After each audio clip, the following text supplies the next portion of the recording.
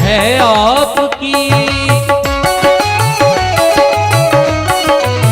हो अफवाए बड़ी उम्र है आपकी, अफवाए बड़ी उम्र है आपकी, अफवाए बड़ी उम्र है आपकी, हो अफवाए बड़ी उम्र है आपकी।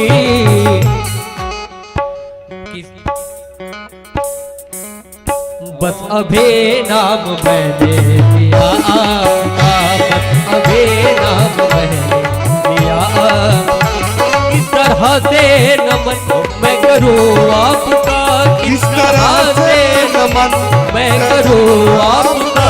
स्वागतम स्वागतम स्वागतम आपका, स्वागतम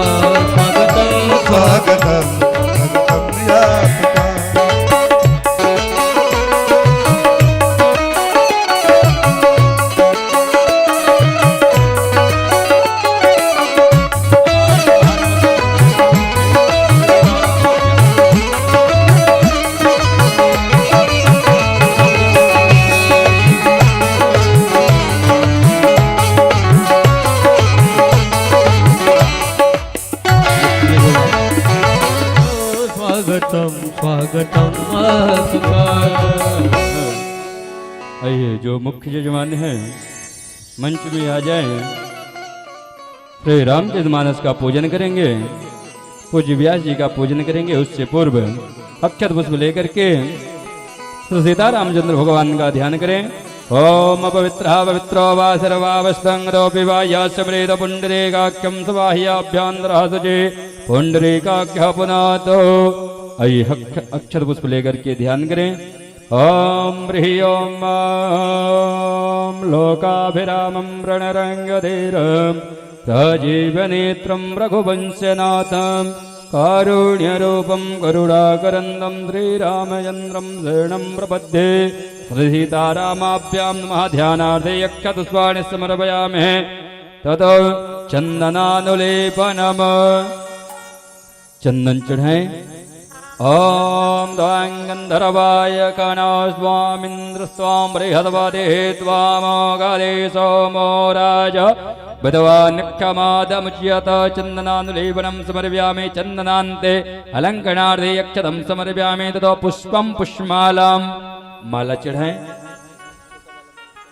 ओम माल्यादीन सुगंधेन मालित्यादीन वय प्रभो मया हितानि पुष्पाणि पूजार्थं प्रतिगृह्यतां। पुष्पं पुष्पमालां समर्पयामि। सीतारामाभ्यां नमः। श्री हनुमते नमः। ततो सर्वोपचारार्थे गन्धक्षपुष्पाणि समर्पयामि। ततो धूपम् आघ्रापयामि। हरिः ओं मां ब्राह्मणो समुखमासीत् बाहुराजन्यः कृतः ओरो तादस्य वैश्यः पदव्याङ्गं शूद्रो अजायत। धूपम् आघ्रापयामि। धूपान्ते हस्तो प्रक्षाल्यम् पुरतो निधाय नैवेद्यं नैवेद्यामि। हाथ धुल करके नैवेद्य का भोग लगाएं। ओम नाभ्यायासीदन्तरिक्षगुं शेषणो देवोदमवर्धते पृथिव्यां भो मृतिदास्रोता तथा लोकां मकलवयन्द। नैवेद्यं नैवेद्यामि। नैवेद्यान्ते जलं प्रक्षेपः। ओं प्राणाय स्वाहा पानाय स्वाहा व्यानाय स्वाहा समानाय स्वाहा उदानाय स्वाहा मध्यपानमुत्रा प्रक्षाल्यमस्तो प्रक्षाल्यं जलं समर्पयामि। ठाकुर जी में दक्षिणा चढ़ा दें आप सभी, और दक्षिणा चढ़ाने के बाद अक्षत पुष्प लेकर के प्रार्थना करेंगे। ओम जदत्तं जदपरादानं जदपूर्तं जाशिरक्षिणाः तदग्निर्वैश्वकर्मणः सुरदेवे कुनो ददत। कृताय पूजा साधुगुण्यार्थे सफल प्राप्त्यर्थं द्रव्यदक्षिणां समर्पयामि। ततो मन्त्रपुष्पाञ्जलिं नानासुगन्धपुष्पाणि यथा कालोद्भवानि च पुष्पाञ्जलिर्मया दत्तगृहाण परमेश्वर। सीतारामाभ्यां नमः। प्रार्थना पूर्व मन्त्रपुष्पाञ्जलिं समर्पयामि। नमस्करोमि। चढ़ा करके प्रणाम करें। बोले सीतारामचंद्र भगवान की जय। पुनः अक्षर पुष्प लेकर के पूज्य व्यास जी का पूजन करेंगे। ओम अखंडमंडलाकार्यं व्याप्तं येन चराचरं तत्पदं दर्शितं येन तस्मै श्रीगुरवे नमः। व्यासाय नमः। व्यासचरणकमलेभ्यो नमः। ध्यानार्थे अक्षतपुष्पाणि समर्पयामि। व्यास जी के पास चढ़ा दें पूजन करते हुए। चंदन ॐ गन्धद्वारां दुराधरतां नित्यपुष्टां करेशणीमेश्वरीं सर्वभूतानां ताम्योपावै श्रियां ततो पुष्पं पुष्पमालां माल्यादीन सुगन्धेन मालित्यादीन वै प्रभो मया हितानि पुष्पाणि पूजार्थं प्रतिगृह्यतां पुष्पं पुष्पमालां समर्पयामि। कुछ दक्षिणा देकर के व्यास जी को प्रणाम करें। इसके बाद आरती करेंगे आप सभी मिलकर के। ओम जिद्दत्तंजतपरादानंजतभोर्दंजाशदक्षिणा तदग्निर्वैश्वकर्मणः सुरदेवी कुनो दधत व्यासाय नमः व्यासेन कमलेभ्यो नमः द्रव्यदक्षिणां समर्पयामि। ततो आरार्तिक्यं प्रज्वाल्यः रत्नेश्वर्यै नमः सर्वोपचारार्थे गन्धक्षपुष्पाणि समर्पयामि। आप सभी लोग खड़े हो जाएंगे, जो भी पंडाल में हैं सभी लोग अपने अपने स्थान पे खड़े होकर के ठाकुर जी की आरती हो रही, आप सभी आरती में सम्मिलित हो। ओम ज्वालामाल्ये नमः रत्नेगं अभे व्रजानानां मे अस्तोदशवीरगं सर्वेगानागं स्वस्ताय आत्मसने व्रजासने वसुसने लोकसन्न भयसने गणेः व्रजां बहुलां मे करोत्वन्नं वयोरितो असमासुधत्त। कीरत कलित ललित सियपी की कीरत कलित ललित सियपी की आरती श्री रामायण जी की। कीरत कलित ललित सियपी की आरती श्री रामायण जी की।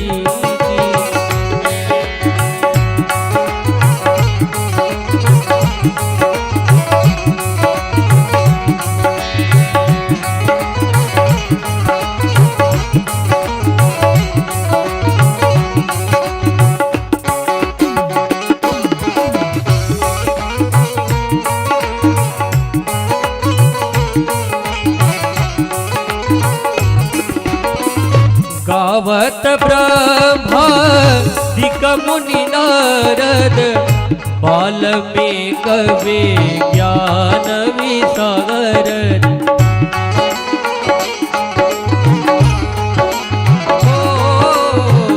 गावत ब्रह्मादिक मुनि नारद वाल्मीकि विज्ञान विसागर।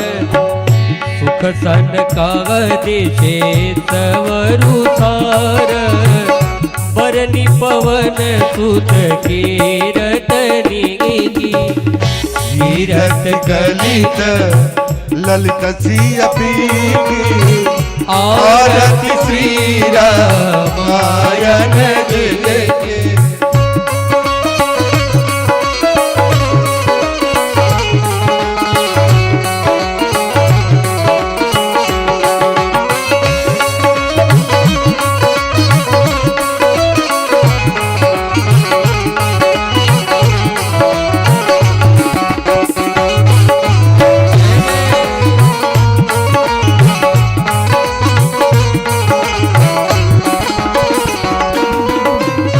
गावत वेद पुराण वचदस छबुसाग्र समग्र खन गोर।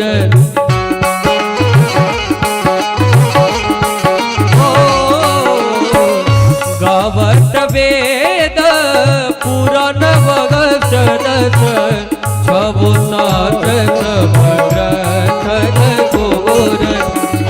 मुनि जन घन सन को सर्व सारयथ मन सब ही। कीरत कलित ललित सियपी के आरती श्री रामायण जी के।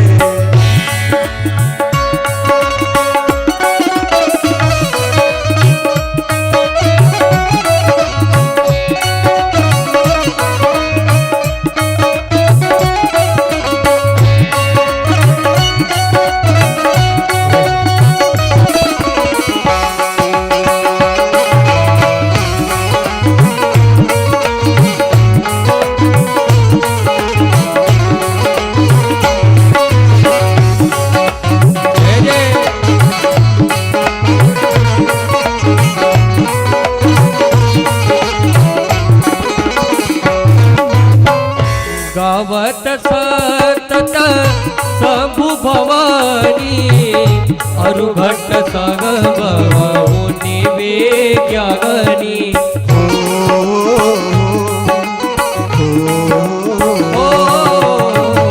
गावत सतत शंभु भवानी अरुघट संग मुनि विज्ञानी व्यासवादी कवे बरज बखानी साग भूसोंडे गरुड़ के कीरत कलित ललित श्री पीति और श्री रामायण जिगे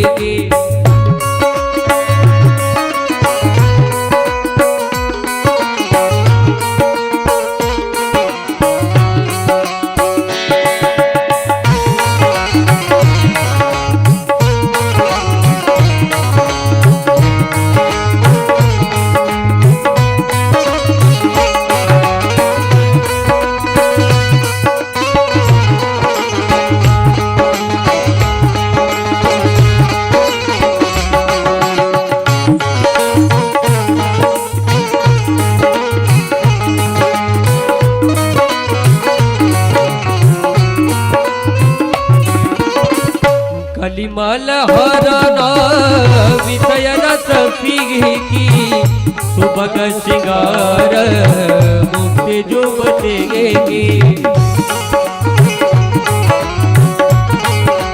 हो कलिमल हरना विषय रस की सुबग श्रृंगार मुक्ति जुबतेगी दलन रोग भव मोरियमी दलन रोग भव मोरियमी नाथ मात विद कीरत कलेश ललित सिय पेगे आरती से रामायण जिगे कीरत कलित ललित सिय पेगे आरती श्री रामायण जिगे आरती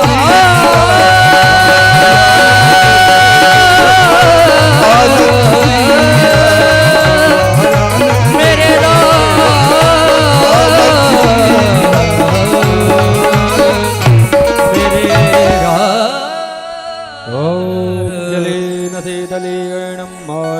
ग्रहणं दैवाभिवंदनं स्वेयात्मनं ग्रहणं मंत्रपुष्पांजलिम आरती वही नीचे रख देंगे पुनः पुष्प लेकर के भगवान से प्रार्थना करेंगे ओम नानावंद पुष्पाणि यथा कालोद्भवानि या पुष्पांजलिर्मया तत्त्वग्रहण परमेश्वर प्रार्थना पूर्व मंत्र पुष्पांजलिं समर्पयामि श्री सीतारामाभ्यां नमः नमस्करोमि प्रणमेते चढ़ा करके प्रणाम करें।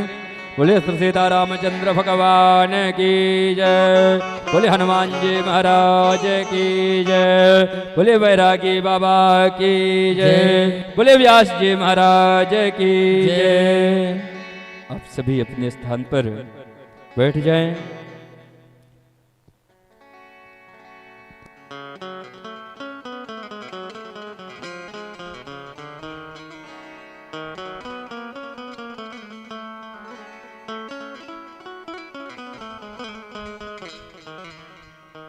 हल हमारे ब्यास जी को मुख्य यजमान सतीश दीपिका गुप्ता जी ब्यास जी को सफाफा ना करके स्वागत कर रहे हैं। उनके धर्मपत्नी भी साथ में हैं। आप लोग जोरदार एक बार ताली से स्वागत करेंगे। अभी तक जो भी भक्त कथा पंडाल में नहीं आ पाए हो, यदि हमारी आवाज सुन रहे हो, अपने कार्य से निवृत्त होकर के कथा पंडाल में आने का प्रयास करेंगे। अवध धाम से पधारे कथा व्यास परम पूज्य निशु भरद्वाज जी का मंच पे आगमन हो चुका है। आप समस्त क्षेत्रवासी नगरवासियों को सूचित करते हुए आप अपने कार्य से निवृत्त होकर के कथा पंडाल में आने का प्रयास करेंगे। निवेदन करेंगे व्यास जी से, जहां कल की कथा में भागीरथी गंगा में हमारे सभी भक्तों को स्नान कराते हुए आनंद लेते हुए बाबा भोलेनाथ के और मां पार्वती के विवाह का आनंद लेते हुए वहीं पे हम भक्तों को ले चले, जहां जीवन सफल हो। राघव राघव।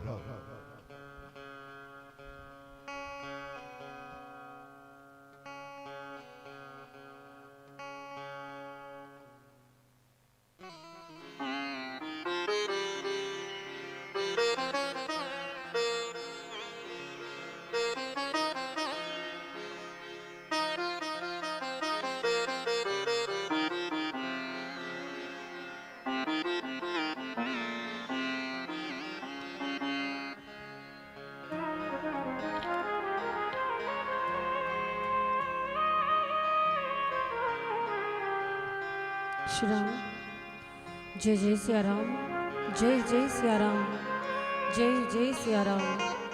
श्री राम जय जय सिया राम। राम जय जय सिया राम, जय जय सिया राम। श्री राम जय जय सिया राम।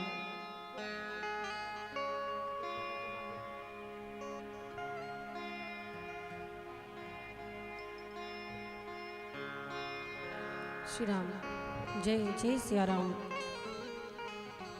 जय जय सिया राम, जय जय सिया राम, जय जय सिया राम,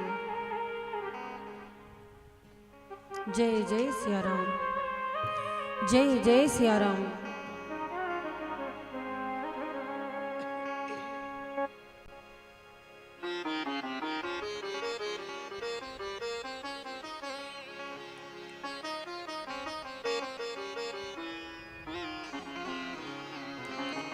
हरि ओम।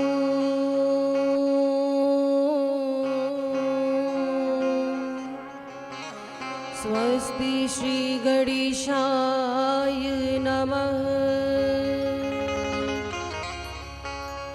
श्री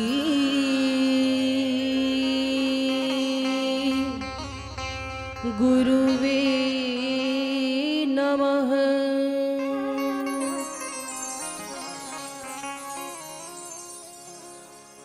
वर्णानामर्थसंहारां रसानां छन्दसामपि मङ्गलानां च कर्तारो वन्दे वाणी विनायकौ।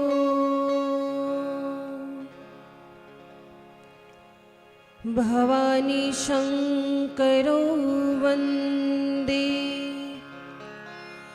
श्रद्धा विश्वासरूपिणो। याभ्यां विना न पश्यन्ति सिद्धा स्वान्तः अस्थमीश्वरम्।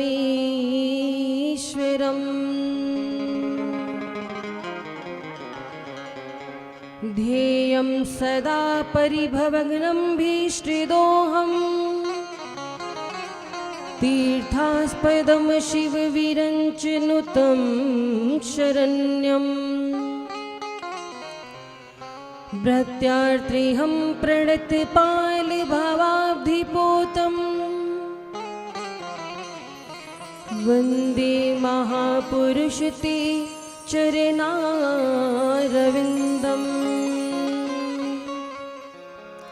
जय जय श्री राधा रमण, जय जय नवल किशोर। गुरुवे नमः।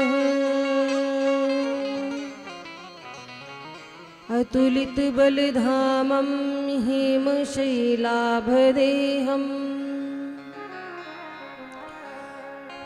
धनुजवन कृशानुं ज्ञानिनामाग्रगण्यम्। सकल गुण निधानम्।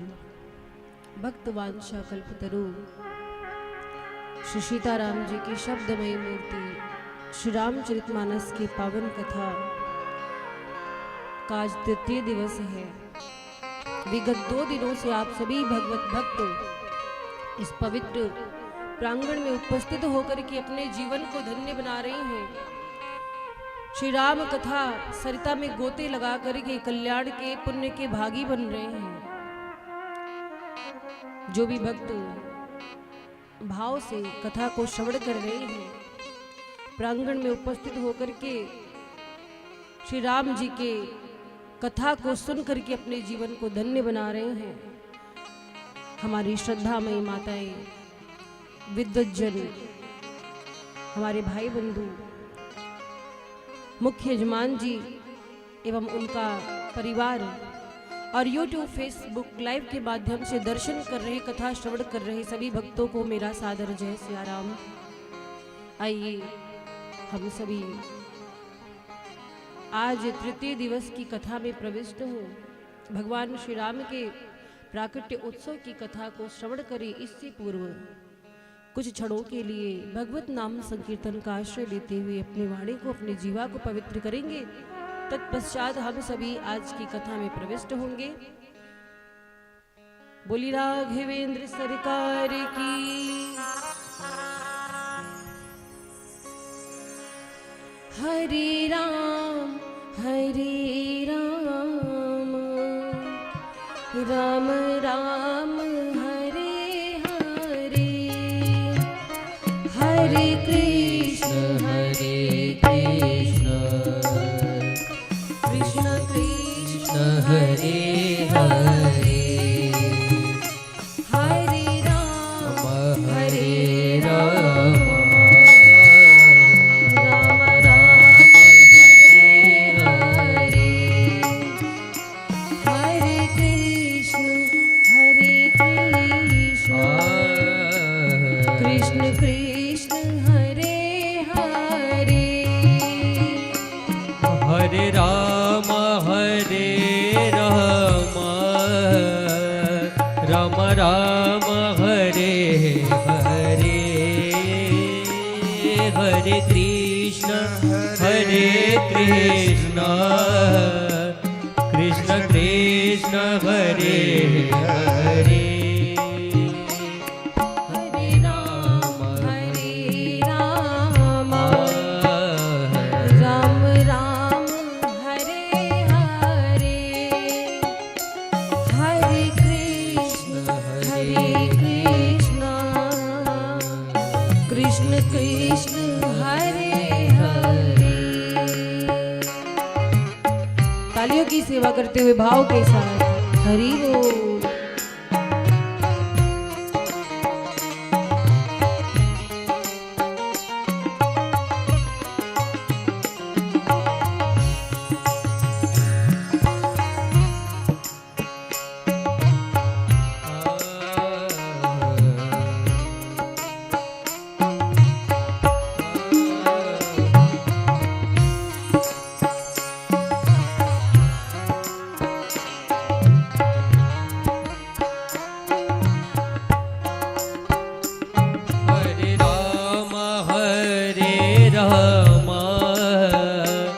राम राम हरे हरे, हरे कृष्ण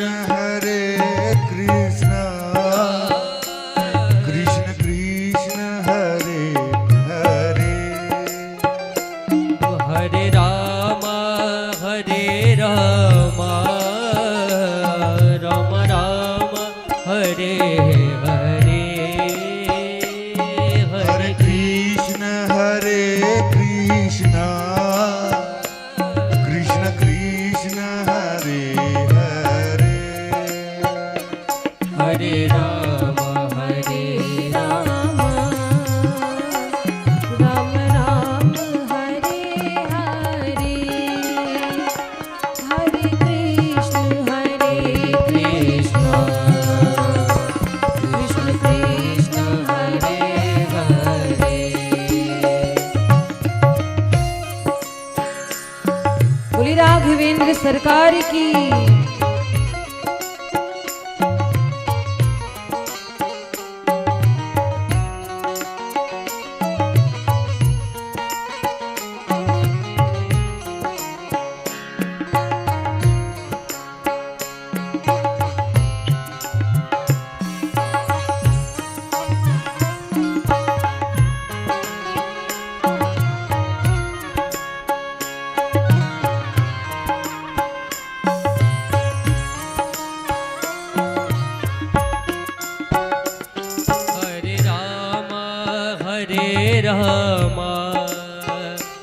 राम राम हरे हरे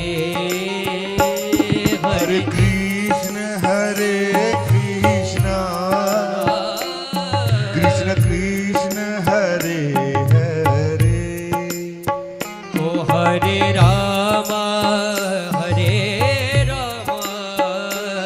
राम राम हरे हरे हरे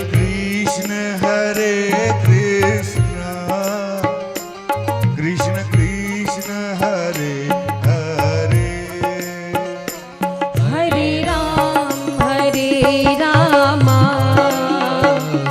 राम राम हरे हरे हरे कृष्ण कृष्ण कृष्ण हरे हरे हरे राम राम राम हरे हरे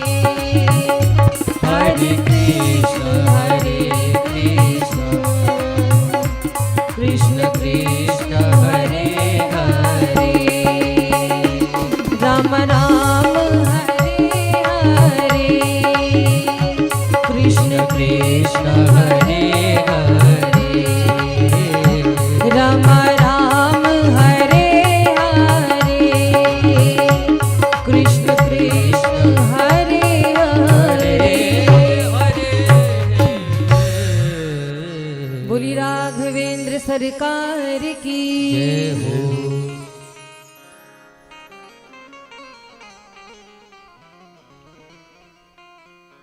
कल आप सभी भगवान भोलेनाथ के दिव्य विवाह उत्सव का आनंद प्राप्त किए। किस प्रकार से मां पार्वती ने नारद जी के वचनों को शिरोधार्य करके कठोर तपस्या की है और भगवान भोलेनाथ को प्राप्त किया है। यह कथा आपने श्रवण की है।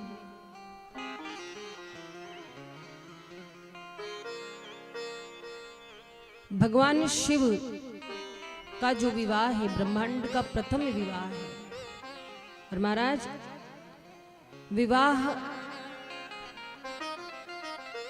की जो रीति वेदों में बताई गई है उसी रीति के अनुसार विवाह संपन्न हुआ है। देखिए विवाह जो होता है ना वो बड़ों के आशीर्वाद से ही सफल होता है। जिस विवाह में बड़ों का आशीर्वाद होता है वह विवाह सफल होता है। जिस विवाह में वैदिक रीति वैदिक विधियों का प्रयोग होता है वो देव विवाह कहलाते हैं। हमारे सनातन धर्म में 8 प्रकार के विवाह हैं, तो सबसे श्रेष्ठ जो विवाह है वो देव विवाह है। जब घर परिवार के सम्मति से बड़े बुजुर्गों के आशीर्वाद से वेद मंत्रों के द्वारा विवाह संपन्न होता है, जिसमें ब्राह्मण भी सम्मिलित होते हैं, ऋषि मुनि सम्मिलित होते हैं, देवताओं का कुल देवता ग्राम देवता का आशीर्वाद प्राप्त होता है, तो ऐसा विवाह सुखद होता है।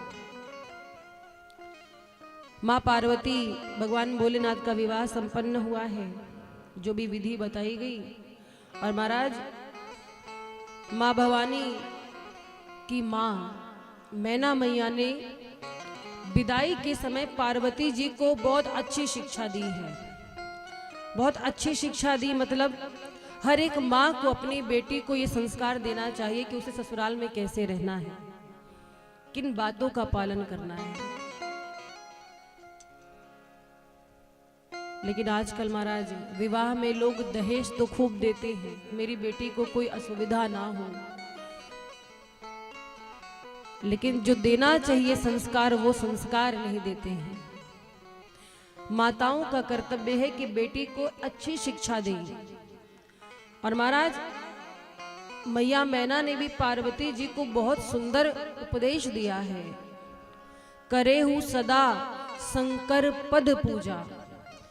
हे बेटी, आपका भोले बाबा से विवाह हुआ है, ये बात याद रखना, सदैव इनके चरणों की दासी बनकर के रहना। नारी धर्म पति देव न दूजा। महाराज गोस्वामी जी लिखते हैं कि मैना मैया ने पार्वती जी को उपदेश दिया है नारी धर्म का, कि नारियों के लिए सबसे बड़ी तपस्या है उसके पति के चरणों की सेवा करना, पति का सम्मान करना। और महाराज एक बड़ी सुंदर चौपाई आती है जो जीवन में धारण करने वाली है। धीरज धर्म मित्र अरु नारी, बहुत सुंदर चौपाई गोस्वामी जी ने लिखी है। और ये उपदेश दे कौन रहा? मैना मैया दे रही हैं। किसे? अपनी बेटी पार्वती को। धीरज धर्म मित्र अरु नारी,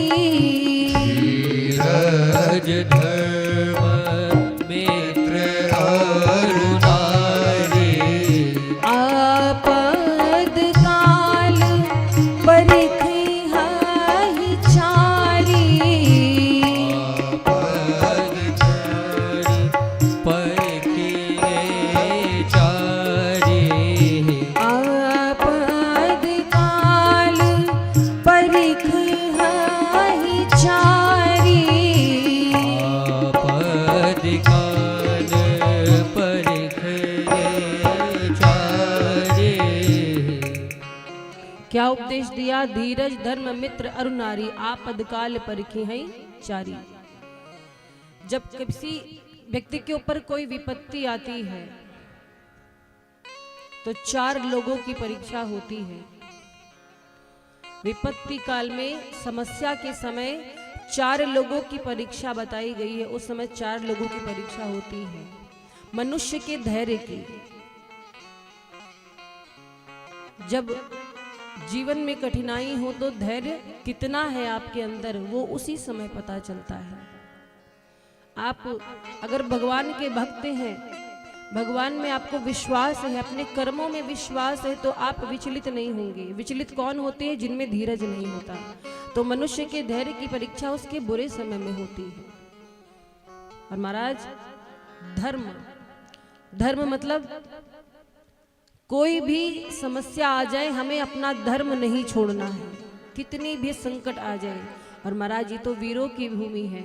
हमारा जो भारत देश है, इस भारत देश में ऐसे ऐसे लोग हुए हैं, वीर हुए हैं, जिन्होंने अपने शीश को कटवा दिया पर अपना धर्म नहीं छोड़ा।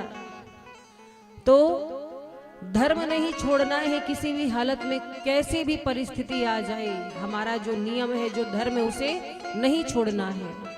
और मित्र, मित्र की परीक्षा होती है मनुष्य के विपत्ति के समय में।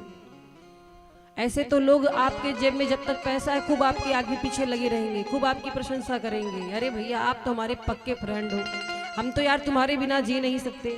और थोड़ी दिक्कतें आ जाए फिर देखो सबसे पहले उसी मित्र का स्विच ऑफ होगा। एक बार की घटना मुझे याद आती है, और ये सत्य घटना है, कोई बनाई हुई बात मैं नहीं बता रही हूँ। एक बार की बात है, 2 मित्र थे और दोनों खूब पीते खाते। तो दोनों, ऐसे लोगों की पटती भी बहुत है ना, अपने विवाह को लोग खोज लेते हैं। तो दोनों की बहुत बैठती, साथ में घूमते टहलते, वो अपनी हर बात उनको बताते। तो एक दिन एक मित्र ने पूछा दूसरे वाले से कि अगर मुझ पे कोई प्रॉब्लम आ जाए तो तुम मेरे साथ रहोगे? बोला अरे कहो तो अभी अपनी जान दे दे तुम्हारे लिए। बोला नहीं, हमको विश्वास है। अब दोनों मित्र कहीं जा रहे थे, किसी से झगड़ा हुआ, और जब झगड़ा होने लगा तो जो पहला मित्र था लोग उसको पकड़ करके मारने लगे, और दूसरा मित्र वहीं पीछे खड़े होकर देख रहा है, बचा भी नहीं रहा है। जब पहला मित्र खूब पिट गया, खूब मार खा लिया, 1-2 हड्डी टूट गई, सब चले गए, तो बोला वाह मित्र, अच्छे मित्रता निभाई, आज हमें मार पड़ रही थी, तुमने हमें बचाया नहीं। तो वो मित्र दूसरा वाला बोला अरे हम भागे थोड़ी थे, हम तो वहीं खड़े थे जहां तुम मार खा रहे थे, हम बिल्कुल सब कुछ देख रहे थे भैया, हम भागे नहीं। ध्यान दो, हम तुम्हारा साथ छोड़ के नहीं गए। अरे महाराज ऐसे साथ का क्या लेना। तो ऐसे मित्रों से तो भगवान बचाए, ऐसे मित्र से मित्र ना हो तो अच्छा है। और आजकल ऐसे मित्र ज्यादा दिखाई पड़ते हैं। तो मित्रों की परीक्षा बुरे समय में होती है। और पति यदि बीमार है, पति अस्वस्थ है, तो पति के बीमारी के समय में एक पत्नी की परीक्षा होती है। अगर पति पर कोई मुसीबत आई है तो सबसे पहले ढाल बन करके पत्नी को खड़ा होना चाहिए, सब तो बाद की बात है। लेकिन महाराज कहीं कहीं ऐसी माताएं होती हैं, अगर घर में खूब बढ़िया कमाई धमाई हो रही है तो पति के आगे पीछे हाँ हाँ बहुत बढ़िया, और थोड़ा सा बिजनेस में घाटा लग गया, कोई दिक्कत आ गई, तब तो कहेंगे अरे किस व्यक्ति से मेरी शादी हो गई। ऐसा नहीं सोचना चाहिए। अगर पति बीमार हो जाए तो जितना हो सके प्रयास करना चाहिए, अपना जी जान लगा देना चाहिए उनकी सेवा में। तो नारियों के लिए ये उपदेश दिया गया है कि पति के चरणों की सेवा करें, उनका कहना माने, उन्हें प्रसन्न रखें। और देखो एक बात ये समझना, केवल यहाँ पति को प्रसन्न करने की बात नहीं कही गई है। जब एक स्त्री किसी से जुड़ती है, एक कन्या का विवाह होता है, तो पति के साथ साथ उसे और भी रिश्ते मिलते हैं। जैसे पति के घर में जो लोग हैं, सास मिलती है, ससुर जी मिलते हैं। तो केवल ये ना सोच लेना यहाँ पर, इसका मतलब ये नहीं है कि केवल पति की सेवा करना, बाकी सबको नमस्कार कर लो दूर से, ऐसा नहीं है। पति भी प्रसन्न तभी होंगे जब आप उनके परिवार की सेवा करोगे, है कि नहीं। लेकिन महाराज एक बात मैं निवेदन करूं, बेटी की जब विदाई हो, बेटी को आप दान दहेज थोड़ा कम ही दो, लेकिन एक रामचरितमानस की पुस्तक जरूर देना कि बेटी इसे लेके जा और समय मिले तो पढ़ना, और केवल पढ़ना नहीं, इसमें जो कुछ लिखा है उसका पालन भी करना, हमारे घर के लोक लाज का लिहाज करना, कोई शिकायत नहीं आनी चाहिए, ऐसा करना। तो महाराज ये संस्कार जरूर दे। लेकिन आजकल क्या है महाराज, घर वाले जब बेटी विदा होती तो सबसे पहले कान में एक चीज कहते हैं, थोड़ा सतर्क रहना अपने ससुराल वालों से, हाँ तुम भोली हो कहीं तुम्हें लूट न ले। माताएं खूब बढ़िया पढ़ा देती हैं बेटियों को आजकल, सभी माताएं ऐसी नहीं होती है, लेकिन कुछ माताएं होती हैं। और एक बात मैंने देखा महाराज, अगर किसी पति पत्नी में झगड़ा होता है, घर टूटने की नौबत आती है, तो उसमें 90% मायके वालों का हाथ होता है। सबके मायके वालों की मैं बात नहीं कर रही, लेकिन कई बार ऐसा होता, अगर बेटी कोई शिकायत कर दी अपने ससुराल की, ऐसा है वैसा है, तो माता पिता समझाते नहीं है, बेटी कोई बात नहीं, हम मरे नहीं, अभी हम जिंदा है, तुम्हारा बाप जिंदा, चलिए आ वापस। कितने दिन रखोगे अपनी बेटी को, बताओ। कोई भी पिता, चाहे वो कितना बड़ा राजा ही क्यों न रहा हो, अपनी बेटी को विवाह के बाद अपने घर नहीं रख पाया है महाराज, समाज के ताने ही नहीं जीने देंगे। बोलो सही है कि नहीं, बात सही है ना। तो इसीलिए वो नौबत ही ना आए, इसका प्रयास करना चाहिए। एक छोटी सी कथा मैं आपको बताऊंगी। एक बार की बात है, एक बिटिया का विवाह हुआ और बहुत ही वो गुस्सैल स्वभाव की थी, हर बात पे चिढ़ जाती, तो शुरू से ही ऐसी थी। और स्वभाव जल्दी बदलता नहीं महाराज, जो स्वभाव है वो रहता ही है। विवाह हो गया, घर वाले सोचे जिम्मेदारी पड़ेगी तो सुधर जाएगी, लेकिन वो तो वैसी ही नकचिड़ी। विवाह हुआ, अपने ससुराल गई और शुरू से आज़ादी में रही थी, माँ बाप ने कभी रोक टोक तो किया नहीं था। तो जो आज़ादी में रहा है, यदि उस पर पाबंदी लगेगी तो उसको बुरा जरूर लगेगा, ये बात सत्य है। वहाँ पर सास मिले, भाई सास तो है ही सास, जब तक सास जीवित है बहू को पालन तो करना ही पड़ेगा नियम का। अब जब सास किसी बात पर रोकती टोकती तो उसे बड़ा बुरा लगता है। एक दिन इतनी गुस्सा आई उसको कि अपने घर पर फोन किया, माँ मेरी सास बड़ी दुष्ट है। क्या हुआ बेटी? अरे मेरी हमेशा बुराई करती रहती, मेरे हर काम में कमी निकालती रहती है, मैं इतना करती हूँ फिर भी जाके मोहल्ले में मेरी बुराई करती है। माँ ने कहा बेटी ऐसा है, सास है तुम्हारी, थोड़ा एडजस्ट होने में टाइम लगेगा, तुम भी थोड़ा समझो, तुम्हें भी बर्दाश्त करना चाहिए, अब वही तुम्हारा घर है। माँ मैं कुछ नहीं जानती, मैं चली आऊंगी। माँ ने समझाया, बेटी अभी कुछ दिन रहो, देख लो सबका स्वभाव देख लो, तुम भी थोड़ा प्रयास करो। अच्छा थोड़ा मान गई। फिर कुछ दिन बाद सास से थोड़ी अनबन हुई, फिर अब तो महाराज अपना अटैची तैयार की और पहुंच गई मायके। मैं कतई उस घर में नहीं जाऊंगी, अब मैं यही रहूंगी। पिता ने कहा बेटा तुम्हारा विवाह हो चुका है, अब वही तुम्हारा घर है, तुम यहाँ नहीं रह सकती। हाँ घूमने आ सकती हो, तुम्हारा मायका है, पर घर तो तुम्हारा वही है। बोली मैं उस घर में तभी जाऊंगी जब मेरी सास मर जाएगी, या तो वो रहेगी या तो मैं रहूंगी। पिता समझ गए कि ऐसे समझने वाली नहीं है। बोले बेटा ऐसे नहीं बोलते, सास है तुम्हारी, माँ है, माँ भी माँ जैसे सास होती है, कभी ऐसा नहीं सोचते। बोली नहीं, पिता समझ गए कि ये बहुत जिद्दी है, इसे ऐसे नहीं दूसरे तरीके से समझाना पड़ेगा। पिता ने कहा बेटा तुम चाहते हो तुम्हारी सास मर जाए? हाँ। तब खुश रहोगी? बोली बहुत खुश रहूंगी, मेरे घर में सबसे झगड़ा तो मेरी सास ही कराती है। पिता बोला बेटी का कि ठीक है 2 मिनट रुको मैं आता हूँ। अंदर कमरे में गया, एक पुड़िया ला करके दिया, बोला बेटी ये स्लो पॉइजन है, जहर है, मीठा जहर। बोली ये क्या होगा? बोले अपनी सास को 2-2 चुटकी देना रोज भोजन में, इकट्ठे अगर जहर दे दोगी तो वो मर जाएगी, तुम्हारे ऊपर आ जाएगा सारा मामला, तो धीरे धीरे मारो, पहले वो बीमार होगी फिर मरेगी। बेटी बोली ये बहुत बढ़िया काम किया पिताजी आपने, अब मैं जाऊंगी ससुराल। पिताजी ने बोला एक नियम है क्या? बोले ये जब उसे स्लो पॉइजन खिलाना तो एक काम और करना, तब तक अपनी सास से बना कर रखना, अच्छा व्यवहार करना, वरना वो मरेगी तो अगल बगल वाले शक कर जाएंगे, फिर तुम्हें पुलिस ले जाएगी, जान लो। जब तक ये जहर दे रही हो तब तक सास से बढ़िया व्यवहार रखना, वो डांटे भी तुम मुस्कुराना, उसकी खूब सेवा करना। बेटी खुश हो गई, सोची चलो 4-6 महीने तो करना, उसके बाद तो सासू माँ चली ही जाएंगी, क्या दिक्कत है, 4-6 महीना संकट काट लेती हूँ। आई घर, अब महाराज भोजन बनाया, 2 चुटकी वही पाउडर डाल के दे दिया अपनी सास को, लेकिन उसके मन में ये डर था कहीं ना कहीं। सो खूब सेवा करने लगी, लाइए माँ जी मैं आपका बाल बना दूं, लाइए माँ जी मैं आपकी सेवा कर दूं, आपके कपड़े धो दूं। सास को लगा अरे ये सूरज पश्चिम से कहां से निकल गया, ये तो बड़ी सेवा कर रही है हमारी। तो सास बेचारी सोचती है कि शायद इसके पिता माता ने इस बार समझाया हो, अब इसको अपने ससुराल के प्रति प्रेम आ गया हो। सास बड़ी खुश हुई, अब इसकी आदत बन गई, सास कोई काम कहने वाली हो उससे पहले दौड़कर ये सारा काम कर लेती, घर के काम काज करने लगी, और जब रोज रोज काम करने लगी तो उसमें पारंगत भी हो गई, घर की साफ सफाई सब बहुत अच्छे से करने लगी। एक दिन सास बड़ी खुश हुई, पड़ोसन आई थी, सास ने कहा भैया हमारी बहू तो बहुत अच्छी है, लक्ष्मी है लक्ष्मी, हम ही नहीं समझ पाए, शुरुआत में उसको ऐसे से बोल दिए, पर मेरी बहू मेरी बेटी की तरह है। ये कमरे में बैठी सुन रही थी, इसकी आंखों में आंसू आ गए। फिर दूसरे दिन सास आई, बोली बेटा तू अब घर संभालने के लायक हो गई है, ले घर की चाबियां, आज से तिजोरी की चाबियां तेरे पास रहेंगी, तू हर तरह से योग्य हो गई है। अब तो सच में ये रोने लगी जोर जोर से फूट फूट करके कि जिस सास को मैं मारना चाहती हूँ, मेरी सास कितनी अच्छी, कितना प्रेम करती है। दौड़ी माई के वो जहर की पुड़िया लेके, बोली पिताजी ये पुड़िया मुझको नहीं चाहिए। पिताजी बोले क्या हुआ बेटी?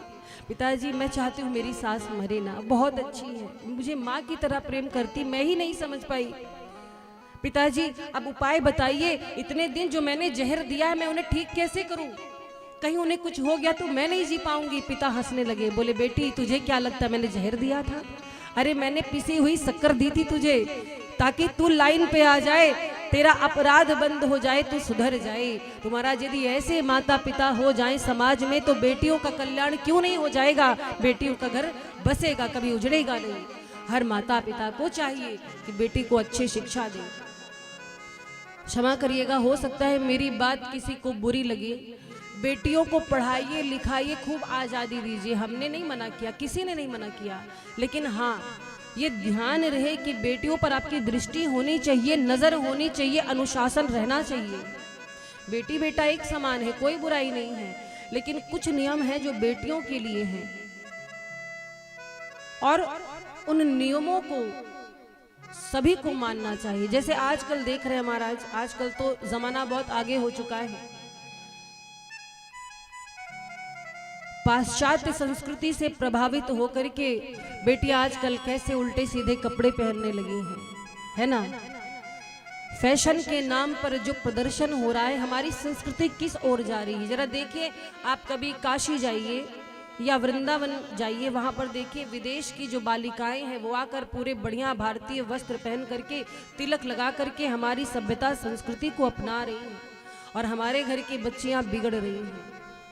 ये बात कहना इसलिए जरूरी है क्योंकि देखिए अगर एक एक व्यक्ति सुधर जाए तो पूरा समाज सुधर जाएगा। हर किसी को हम नहीं कह सकते, पर आप दुनिया को नहीं सुधार सकते, अपने घर के बच्चों पर तो ध्यान दे सकते हैं। जैसे कुछ बच्चियां हैं उल्टे सीधे वीडियो बनाती हैं, छोटे छोटे कपड़े पहनती, उन्हें लगता है ऐसे हम फेमस हो जाएंगे। महाराज माता पिता के संस्कारों को गालियां पड़ती हैं। लोग न जाने क्या क्या बातें कहते हैं। तो बेटी घर की शोभा है, बेटी घर की लक्ष्मी है, इसीलिए ये ध्यान रखना चाहिए। तो उन बच्चियों को जो ऐसे उल्टे सीधे वीडियो बनाती हैं फेमस होने के चक्कर में, प्रसिद्ध होने के चक्कर में, देखिए आप में नृत्य करने की कला है, गाने की कला है, आप उसको कला का प्रदर्शन कीजिए, कोई बुराई नहीं है, पर एक मर्यादा में रह करके भी तो प्रदर्शन हो सकता है। बोलो सही है कि नहीं? अच्छा, मेरी बात किसी को बुरी तो नहीं लग रही है? अगर लगेगी 2 रोटी शाम को जाके ज़्यादा खा लेना, कोई बात नहीं। बोलो जय श्री राम। तो उन बच्चियों के लिए 2 पंक्तियां, ये संदेश मैं हर स्थान पर देती हूँ और यहाँ पर भी मैं बताना चाहूंगी कि तना हो सर पे जब छप्पर तो सावन क्या बिगाड़ेगा, तना हो सिर पे जब छप्पर तो सावन क्या बिगाड़ेगा, दुपट्टा हो बदन पर तो दुशासन क्या बिगाड़ेगा। और बहनों, तुम्हें सौगंध है खींची हुई इस लक्ष्मण रेखा की, ये मर्यादा रूपी लक्ष्मण की रेखा पार मत करना तो रावण क्या बिगाड़ेगा। आप बच्चियों को संस्कार दीजिए, अपने माता पिता का कहना माने, बड़ों की सेवा करें और सबसे पहले धैर्य होना चाहिए। तो आज बहुत सुंदर उपदेश दिया है माँ भवानी को, और माँ को प्रणाम करके विदा हो रही हैं। भगवान भोलेनाथ के साथ माँ भवानी पहुंची हैं कैलाश पर। और महाराज कुछ समय बीता, गोस्वामी जी लिखते हैं कि कुछ समय बीता भगवान भोलेनाथ माता पार्वती को, तो कार्तिकेय जी का जन्म हुआ। कार्तिकेय जी को जानते हैं, भगवान भोलेनाथ के सुपुत्र षडानंद जिन्हें कहते हैं। कार्तिकेय जी की पूजा दक्षिण भारत में अधिक होती है। तो कार्तिकेय जी का अवतार हुआ, उत्पन्न हुए, और कार्तिकेय जी ने तारकासुर का वध किया, तारकासुर को मार करके पूरे संसार को निर्भय किया है। और महाराज गोस्वामी जी कहते हैं कि भगवान भोलेनाथ और माँ पार्वती के विवाह की इस कथा को जो ध्यान से सुनते हैं, पढ़ते हैं, गाते हैं, वे सदैव कल्याण के कार्यों में सम्मिलित होते हैं। यह उमा शंभु विबाहु जे नर नारी कहहि जे गावहीं, कल्याण काज विवाह मंगल सर्वदा सुख पावहीं। तो बोली शंकर भगवान की। और महाराज भगवान भोलेनाथ माता पार्वती कैलाश पर विराजमान हैं। एक दिन की बात है, कैलाश पर एक बरगद का बड़ा सा वृक्ष है जो हमेशा नया रहता है। उस वृक्ष की विशेषता है कि वो जो बरगद का वृक्ष है वो सदैव नया रहता है और 6 ऋतुओं से संपन्न रहता है। तो एक बार भगवान भोलेनाथ उस बरगद के वृक्ष के नीचे बैठे, और कैसे बैठे, अपने हाथों से स्वयं अपना आसन बिछाया है, बागंबर बिछाकर उस पर सहज बैठे।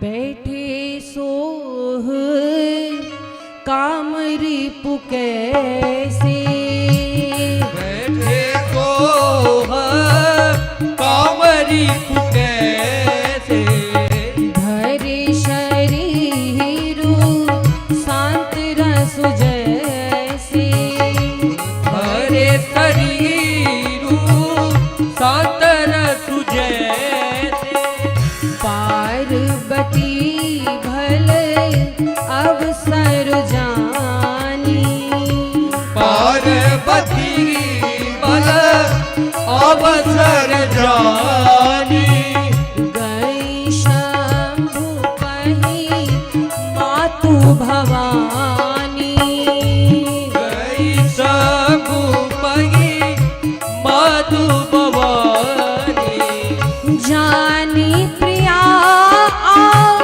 दरुअति कीन्हा, जानी प्रिया दरअत के वाम भाग सनुहर दीन्हा, वाम भागवा सनमर दे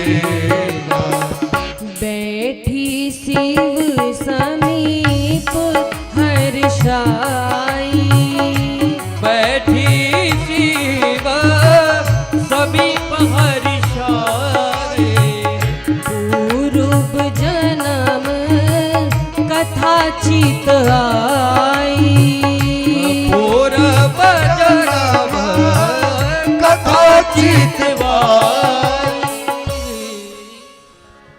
गोस्वामी जी लिखते हैं कि भगवान भोलेनाथ बरगद के वृक्ष के नीचे सहज ही बैठे। और देखिए सोचने वाली बात है, भगवान भोलेनाथ आज एकांत में बैठे हैं, वहां पर कोई नहीं है, मां भवानी है केवल, और अपना आसन अपने हाथों से स्वयं बिछाया है।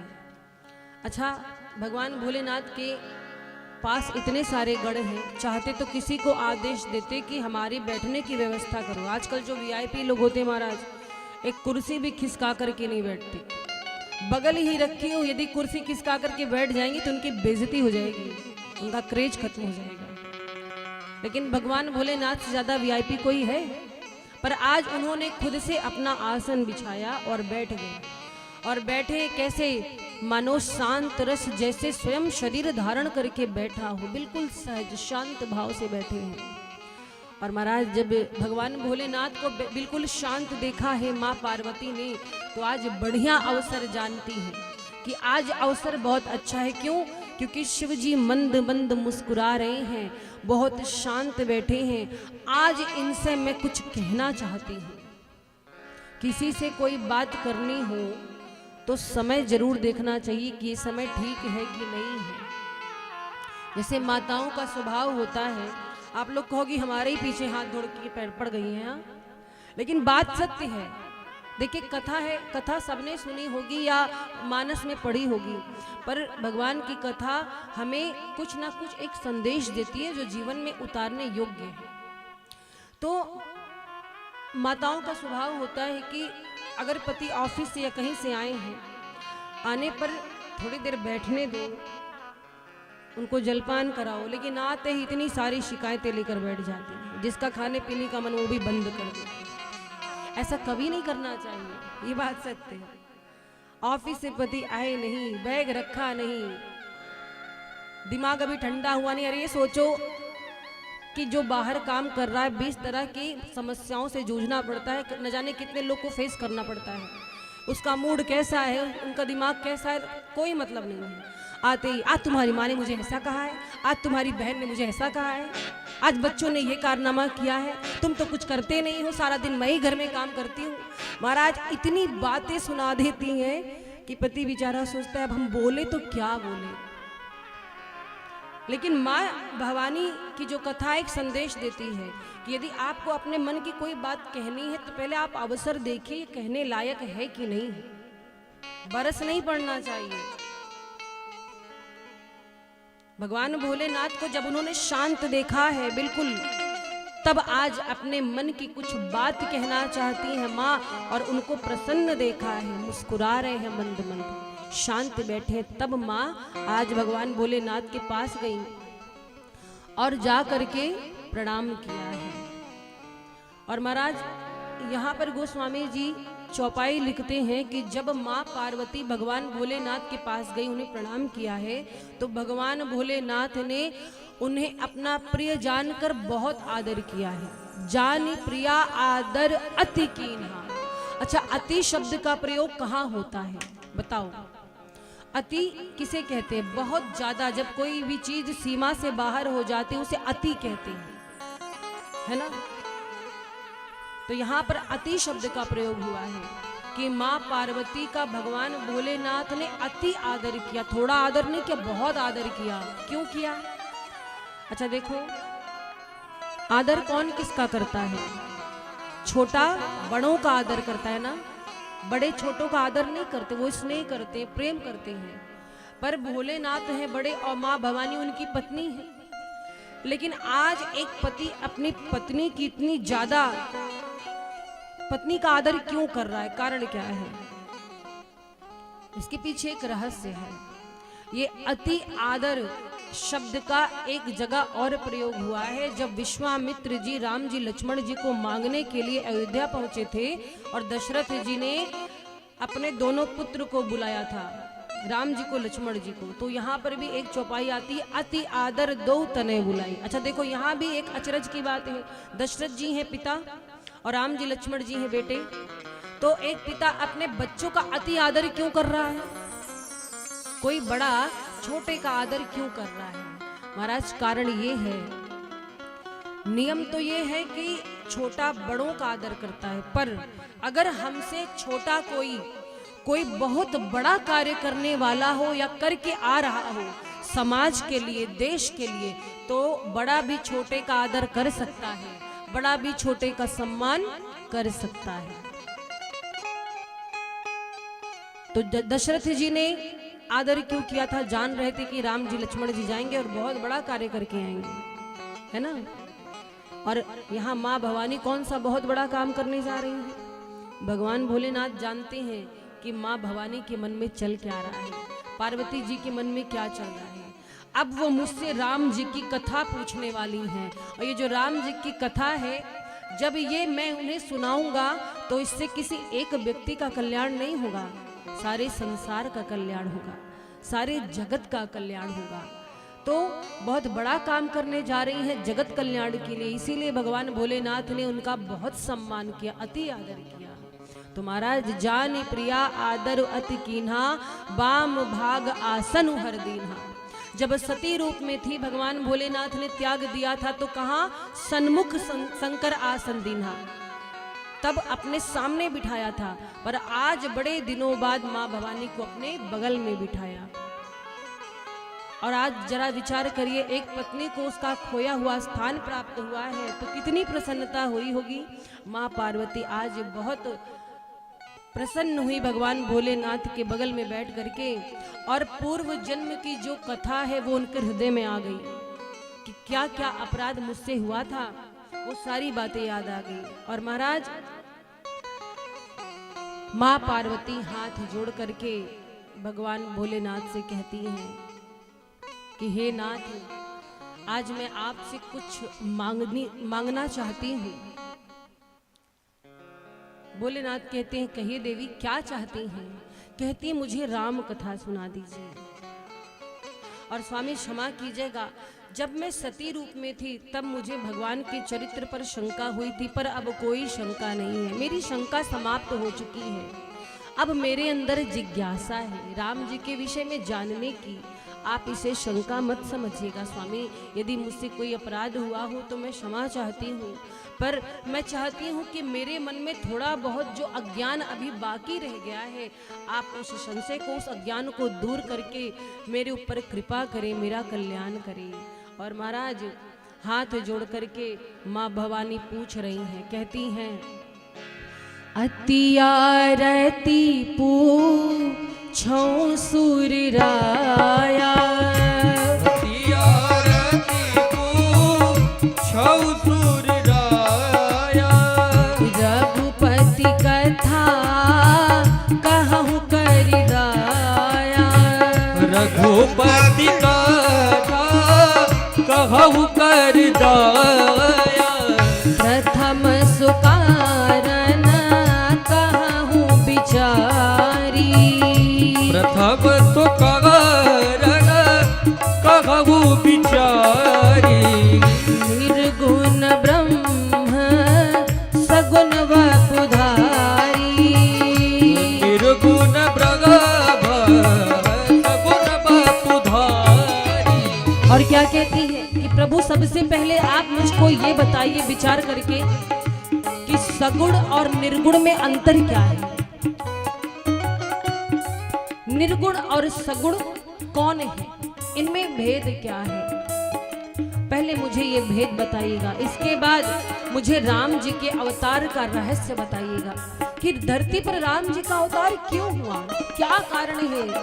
और एक एक बड़े क्रम से कथा पूछ रही मैया, कहती हैं पुण्य प्रभु कहूँ राम अवतारा, पुण्य प्रभु कहूँ राम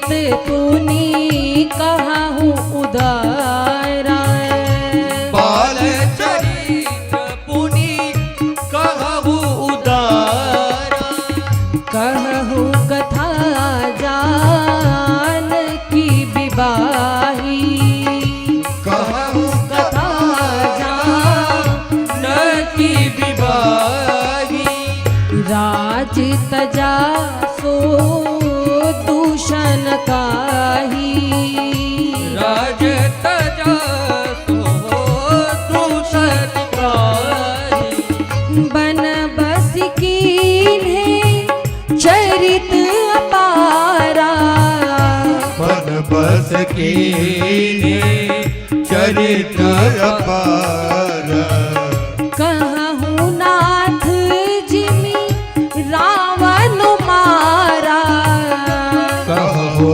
नाथ जीव रावण मारा राज बैठी दीनी बहुलीला राज बैठ की नी बहुलीला सकल कहूँ शंकर सुख शीला सकल कहु कर सुख लीला और राम रहस्य अनेका और राम रहस्य अनेक कहूँ नाथ अति विमल विवेका कहु नाथवती विमल विवेक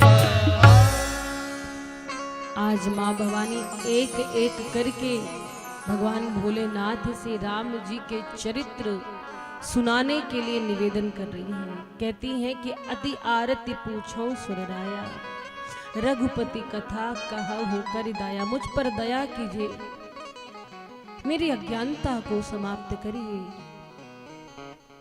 और सबसे पहला प्रश्न क्या किया है माँ भवानी ने सबसे पहला प्रश्न किया है कि मुझे निर्गुण ब्रह्म और सगुण ब्रह्म में क्या भेद है ये बताइए। और इसके बाद प्रभु मुझे राम जी के अवतार की कथा सुनाइए। राम जी का अवतार कैसे हुआ है, क्या रहस्य है, भगवान धरती पर किस कारण से आए ये बताइएगा। और अपने बाल्यावस्था में राम जी ने कौन कौन सी लीला की है वो कथा भी मुझे स्वामी सुनाइएगा।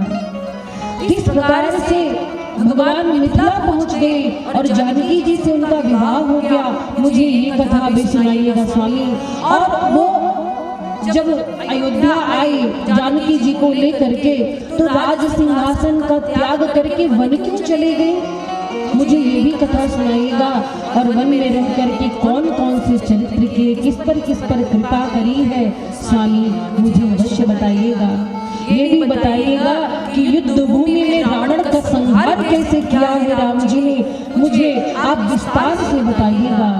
और जब रावण का संहार करके अयोध्या आए तब जब राज सिंहासन पर प्रभु बैठे तब कौन कौन सी लीला की है। हे सुख के निधान भोलेनाथ मेरे इस सभी प्रश्न का उत्तर आप ही। और इतना ही नहीं, मैंने जो कुछ पूछा है वो तो आप बताइएगा। अगर कोई प्रसंग मुझसे छूट गया हो, मैं कुछ न पूछ पाई हूँ तो उसको भी कृपा करके मुझे बताइए। और महाराज कहती है जो प्रभु मैं पूछा नहीं हुई सो दयाल राखो जन हुई। जो हमने ना पूछा हो उसको भी छिपा कर मत रखिएगा, वो भी अपने मन से आप हमको बता दीजिएगा। और महाराज जैसे मैया ने बाबा से राम जी के एक एक चरित्र की चर्चा की है, चरित्र को सुनाने की जिज्ञासा प्रकट की है महाराज, शिव जी प्रसन्न हो गए, भोलेनाथ प्रसन्न हो गए महाराज, क्योंकि राम जी का नाम लेते ही बाबा खो जाते हैं। ये राम नाम में बड़ी शक्ति है, नाम तो छोटा सा है पर काम बहुत बड़ा है। भगवान भोलेनाथ के सामने राम इतना कह दो बस बाबा मगन हो जाते हैं। और इसीलिए गोस्वामी जी एक बात कहते हैं, जब तक रही जिंदगानी, जब तक रही जिंदगानी राम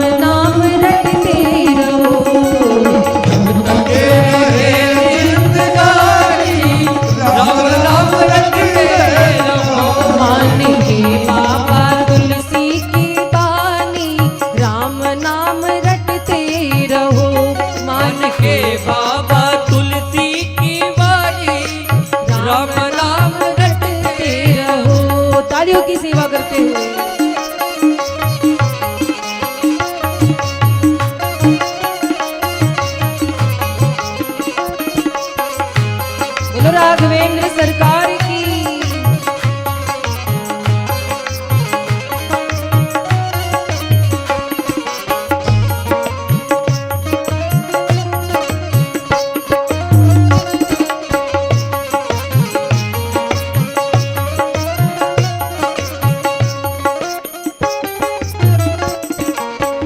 दुई अक्षर को मंत्र मनोहर, दुई अक्षर को मंत्र मनोहर, दुई अक्षर को मंत्र मनोहर, दुई अक्षर को मंत्र मनोहर, सुमिरत शंभु भवानी, सुमिरत शंभु भवानी, राम नाम रटते रहो, सुमिरत शंभु भवानी, राम राम रटते रहो। मान के बाबा तुलसी की वाणी, राम नाम रटते रहो, मान के बाबा तुलसी की वाणी, राम नाम रटते रहो। दोनों हाथों को उठा करके तालियों की सेवा करते हैं। बोलो जय श्री राम।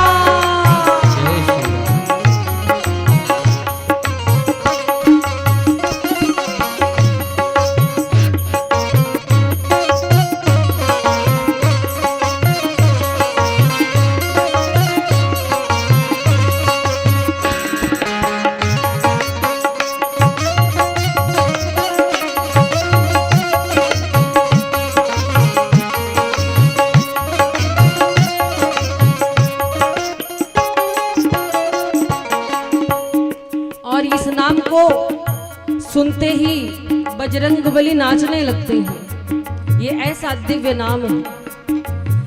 नाम जपत मन मगन पवन सुत, नाम जपत मन मगन पवन सुत, नाम जपत मन मगन पवन सुत, नाम जपत मन मगन पवन सुत, और तन पुलकित होई बानी, तन पुलकित होई बानी, राम नाम रटते रहो, तन पुलकित होई बानी, राम नाम रटते रहो। जब तक रही जिंदगानी, राम नाम रटते रहो, जब तक रहे दिन गानी, राम नाम रटते रहो।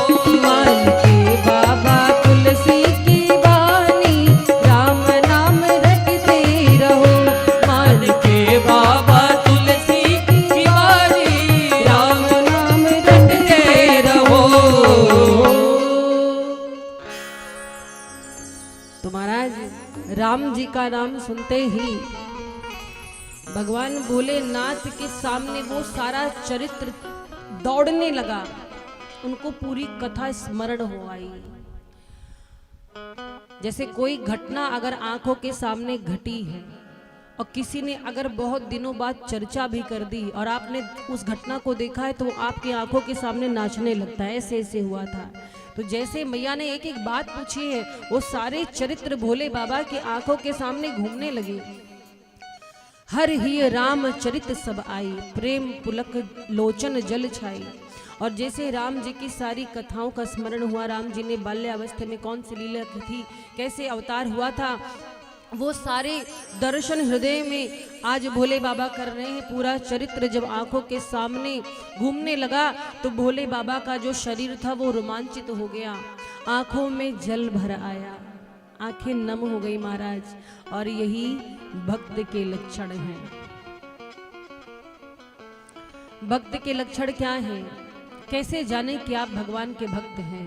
खाली भक्त कह देने से भक्त थोड़ी कोई होता है। भक्तों की भी एक पहचान होती है। भगवान श्री राम ने स्वयं अपने भक्त की पहचान बताई है कि मेरे भक्त की पहचान क्या है। ऐसा नहीं कि जिसने माथे पर तिलक लगा लिया वही मेरा भक्त है, जिसने गेरुआ वस्त्र पहन लिया वही मेरा भक्त है। नहीं महाराज। तो तो भगवान के भक्त का लक्षण क्या है, कैसे जाने कि हम भगवान के भक्त हैं? भगवान स्वयं कहते हैं कि मेरा गुणगान करते समय जिसका शरीर पुलकित हो जाए, शरीर रोमांचित हो जाए, अगर कहीं भगवान की कथा भी सुन रहे हो आप, शरीर के रोंगटे खड़े हो जाए और हृदय में भाव आ जाए, आंखों से नीर बहने लगे, तो समझो आप भगवान के भक्त हैं। देखो, भगवान की कथा सुनने के दो तरीके होते हैं। भगवान की कथा या तो मुस्कुरा करके सुनी जाती है, प्रसन्न होकर के, या तो रो करके सुनी जाती है। जब उत्सव होता है, आनंद होता है, तो आप मुस्कुराते हो, है ना, आप प्रसन्न होते हो। और जब कुछ ऐसा प्रसंग होता है करुण रस का, वियोग का, तो आप रोते हो, आंखों से आंसू आ जाते हैं। तो अगर भगवान की कथा को सुनकर, उनके भजनों को सुनकर के आप भी रोने लगते हो, भाव विभोर हो जाते हो, तो आप भगवान के भक्त हो। यही भक्तों की पहचान है। अपने दुखों से रोए तो आप भक्त नहीं हो, अगर भगवान के विरह में, भगवान के प्रेम में रोए तो आप भक्त हो। भगवान के भक्त हैं गोस्वामी तुलसीदास जी। तुलसीदास जी भी रोए थे। कब? जब भगवान श्री राम जी और लक्ष्मण जी मंदाकिनी के तट पर पहुंचे हैं, गोस्वामी जी रो रहे थे, जोर जोर से आंसू बहा रहे थे। राम जी पहुंचे घाट पर, बोले बाबा चंदन दे दो। तुलसीदास जी आंख बंद किए रोए जा रहे हैं। कह रहे बाप बेटा हमें काहे को परेशान करते हो बच्चा, घाट पे और भी पंडा है, किसी से चंदन मांग लो। राम जी मुस्कुरा कर बोले बाबा अच्छा मत दो चंदन, ये बताओ रो क्यों रहे हो? बोले हमको हमारे भगवान नहीं मिल रहे हैं। राम जी अपने मन में सोचते हैं अभी हम सामने खड़े हैं तो बाबा हमें पहचान नहीं पा रहे हैं, और कहीं हम जब चले जाएंगे तब कितना रोएंगे। और महाराज गोस्वामी जी हनुमान जी को अपना गुरु मानते हैं, हनुमान जी को गुरु मानते हैं। हनुमान चालीसा पढ़ते हो आप लोग? हनुमान चालीसा में पहली पंक्ति क्या है बताओ? पहला दोहा क्या है? हाँ देखिए बाबा जी बता रहे हैं, श्री गुरु चरण सरोज रज, है ना। तो गुरु वंदना आरंभ में ही, और विश्राम जय जय जय हनुमान गोसाई कृपा करहु गुरु देव की नाई। मतलब गोस्वामी जी ने हनुमान जी को अपना गुरु क्यों कहा? किसी ने पूछा बाबा हनुमान जी ने आपको कुछ पढ़ाया है, शास्त्रों की शिक्षा दी? बोले नहीं। तो आपके गुरु कैसे हैं? क्या भगवान से मिलाए हैं आपको? बोले नहीं, भगवान से मिलाए नहीं है, तो गुरु कैसे हो गए? आप उन्हें गुरु कहते हो, अपना गुरु मानते हो, आखिर हनुमान जी आपके गुरु कैसे हो गए? गोस्वामी जी कहते हैं कि जब भगवान हमसे मिलने आए थे घाट पर, तब हम उन्हें पहचान नहीं पा रहे थे, और उस समय हनुमान जी प्रकट होकर के बोले कि श्री रघुबीर खड़े हैं सन्मुख, तुलसी तू क्यों रोता, सफल करो दृग हनुमान जी बोले बनकर तोता। तोते का रूप धारण करके हनुमान जी आए और बोले तुलसी बाबा काहे रो रहे हो? अरे जिसके लिए रो रहे हो सामने खड़े, अपने नेत्र सफल करो। तो गुरु का कार्य क्या है? क्या भगवान से मिला देना ही गुरु का कार्य? अरे महाराज भगवान तो मिले मिलाए हैं, कहीं खोए हैं थोड़ी। तब गुरु का जीवन में महत्व क्यों है? गुरु का कार्य क्या होता है? भगवान तो मिले मिलाए हैं पर हम पहचान नहीं पाते। कभी कभी भगवान हमारे आसपास होते पर हम पहचान नहीं पाते। मुश्किलें होती हैं आसान बड़ी मुश्किल से, मुश्किलें होती हैं आसान बड़ी मुश्किल से, आदमी बनता है इंसान बड़ी मुश्किल से। यूं तो ढूंढने पर प्रभु मिल जाते हैं, लेकिन यूं तो ढूंढने पर हरि मिल जाते हैं, लेकिन आंखें कर पाती हैं पहचान बड़ी मुश्किल से। तो भगवान तो मिले मिलाए हैं पर हम पहचान नहीं पाते। तो गुरु का क्या महत्व है? गुरु ही ऐसे हैं जो हमें भगवान की पहचान कराते हैं, इसीलिए जीवन में गुरु का महत्व है। अगर गुरु ना हो तो हम भगवान को नहीं पहचान पाएंगे। हम कथाओं में सुनते हैं भगवान श्री राम का ऐसा स्वरूप था, उनके घुंघराले केश थे, और वही छवि हमारे मन में बैठ जाती है। अगर हम किसी से नहीं सुनेंगे तो हमें विश्वास कैसे होगा, हम कैसे जान पाएंगे। तो ये कार्य कौन करते हैं? विश्वास दिलाने का, मिलाने का, पहचान कराने का गुरु करते हैं। और महाराज जीवन में गुरु जरूर बनाना चाहिए हर किसी को, बिना गुरु के सब अधूरा है। क्योंकि ये संसार एक धर्मशाला के समान है और सपने की तरह है। मानो क्या है, मुसाफिर है। ये मनुष्य जो है वो मुसाफिर है और हम सभी किराएदार है कुछ दिन के लिए। तो इस संसार में आकर के इसकी चमक दमक में खो जाते हैं, पर जीवन में गुरु हमें बताते हैं कि जीवन में हमें क्या करना चाहिए, क्या नहीं करना चाहिए, क्या ठीक है, क्या ठीक नहीं है। मानो तू है मुसाफिर,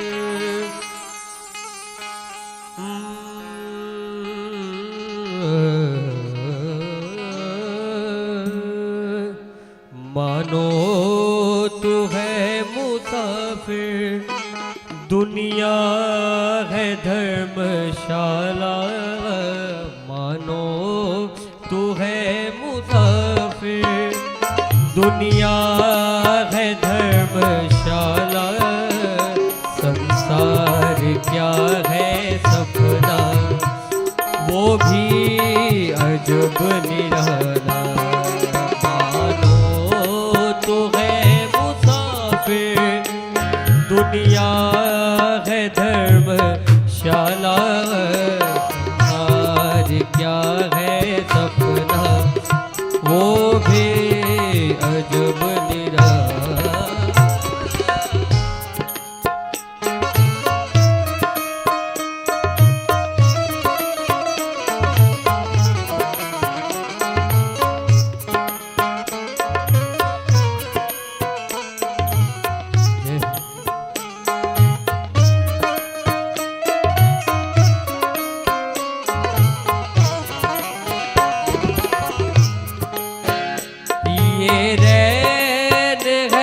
बसेरा किराए का ये डेरा, इसमें बसा है फेरा। ये तेरा है या मेरा, ये रैन है बसेरा किराए का ये डेरा, इसमें बसा है फेरा।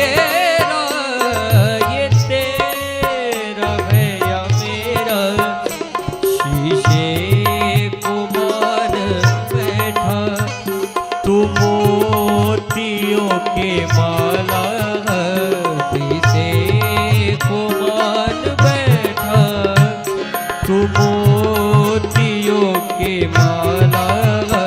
संसार क्या है सपना, वो भी अजब निराला। संसार क्या है सपना, वो भी अजब निराला।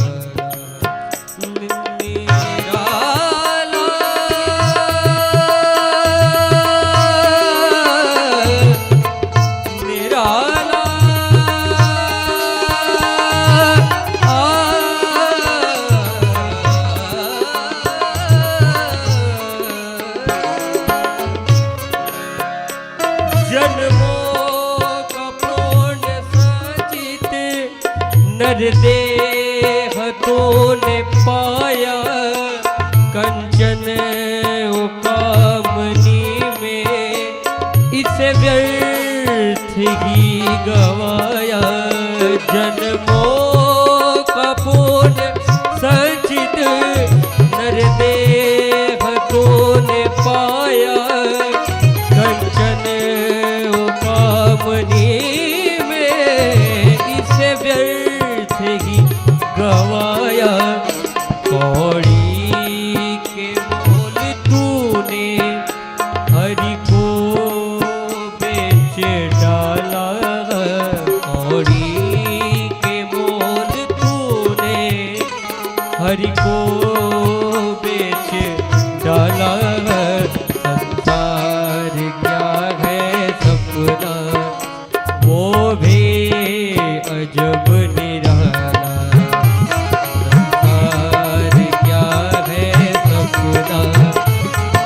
भी अजब निराला मानो तू है मुसाफिर दुनिया है धर्मशाला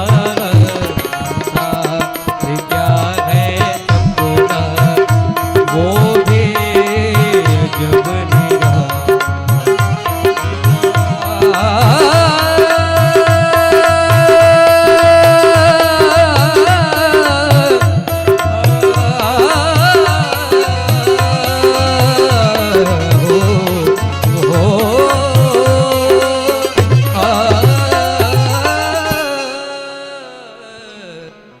भोली राघवेंद्र सरकार की।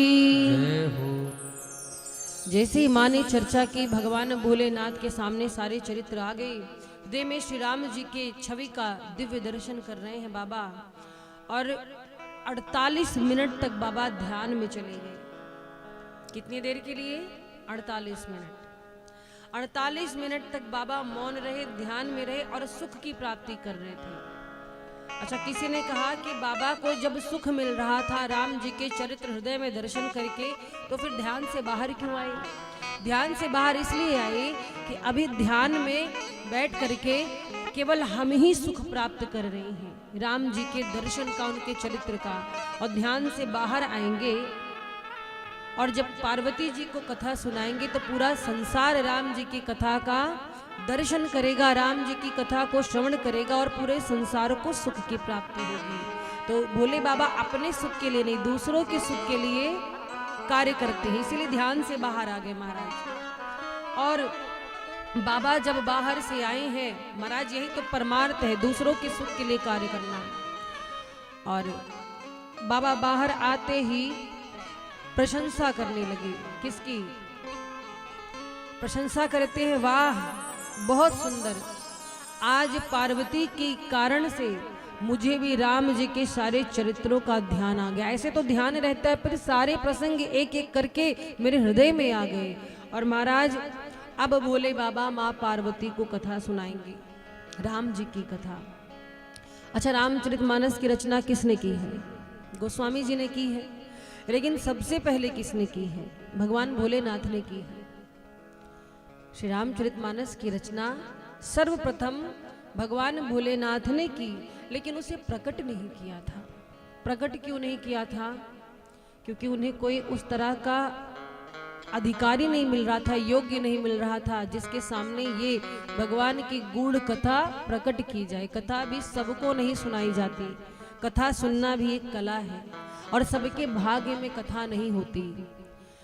क्योंकि महाराज राम जी की कथा का अधिकार भी सबको नहीं दिया गया है। अधिकार नहीं दिया गया, इसका मतलब ये मत समझना कि कोई भेदभाव है। भेदभाव शरीर का या जाति का नहीं है, भेदभाव केवल विचारों का है। विचारों का मतलब राम कथा के ते ही अधिकारी जिनको सत्संगति अति प्यारी, जिन्हें संतों का संग, जिन्हें भगवत भक्ति पसंद है, जो भगवान के चरित्र में विश्वास करते हो, ऐसे लोग हैं, तभी उन्हें कथा सुनानी चाहिए। बाकी लोग जो होते हैं ज्यादा विद्वान हो जाते हैं, जो केवल तर्क करते हैं, ऐसे लोगों को कथा नहीं मिलती है। कथा तो उन्हें मिलती है जिन्हें भाव होता है। तो महाराज इसीलिए कहा गया कि राम कथा के ते ही अधिकारी जिनको सत्संगति अति प्यारी। जो सत्संगति वाले हैं, अच्छे लोगों के संग में रहना चाहते हैं या कुछ अच्छा बनना चाहते हैं, वही इस पंडाल में नजर आएंगे और बाकी वाले दिखाई नहीं पड़ेंगे। तो पक्की बात है। तो महाराज बाबा ने रामचरितमानस की रचना की। गोस्वामी जी लिखते हैं, रच महेश निज मानस राखा। रचना तो की थी पर अपने मन में उसे प्रकट नहीं किया। प्रकट कब किया? पाई सुसमय शिवासन भाखा। जब सुंदर अवसर जाना कि अब ये कथा प्रकट करनी चाहिए संसार में, तब माँ भवानी के सामने, पार्वती जी के सामने राम जी की कथा को प्रकट किया है। और महाराज अब बाबा कथा सुना रहे हैं, तो कथा सुनाने का नियम क्या है? कथा सुनाने से पहले मंगलाचरण करते हैं, है ना? मंगलाचरण करते हैं बाबा। और मंगलाचरण जब किया तो भगवान के बाल स्वरूप का गुणगान किया, बाल स्वरूप को प्रणाम किया है। और देखिए रामचरितमानस में अब जाकर मंगलाचरण हो रहा है। गोस्वामी जी ने ये मंगलाचरण की चौपाई यहाँ पर लिखी, मंगल भवन अमंगलहारी। क्यों? क्योंकि अब मंगल करने वाले, मंगलकारी कथा को प्रकट करने वाले हैं। तो बाबा सर्वप्रथम राम जी के बाल स्वरूप को प्रणाम करते हैं। बंदौ बालु रूप सोई रामो, बंदौ बालु रूप सोई राम, सब विधि सुलभ जपत जी सुनामो, सब विधि सुलभ जपत जी सिनामो, मंगल भवन अमंगल हारी, मंगल भवन अमंगल हारी, द्रवौ सुदशरथ अजिर बिहारी, प्रभु दशरथ अजिर बिहारी। बाबा मंगलाचरण करते हैं, प्रणाम किया भगवान के बाल स्वरूप को। बंदो बाल रूप सोई राम, भगवान के बाल स्वरूप की वंदना की है, मन ही मन प्रणाम किया है। जिस स्वरूप का स्मरण करके सारी सिद्धियां प्राप्त हो जाती हैं, सब कुछ सुलभ हो जाता है जिनका नाम जपने से। ऐसे राघवेंद्र सरकार के बाल स्वरूप की वंदना की और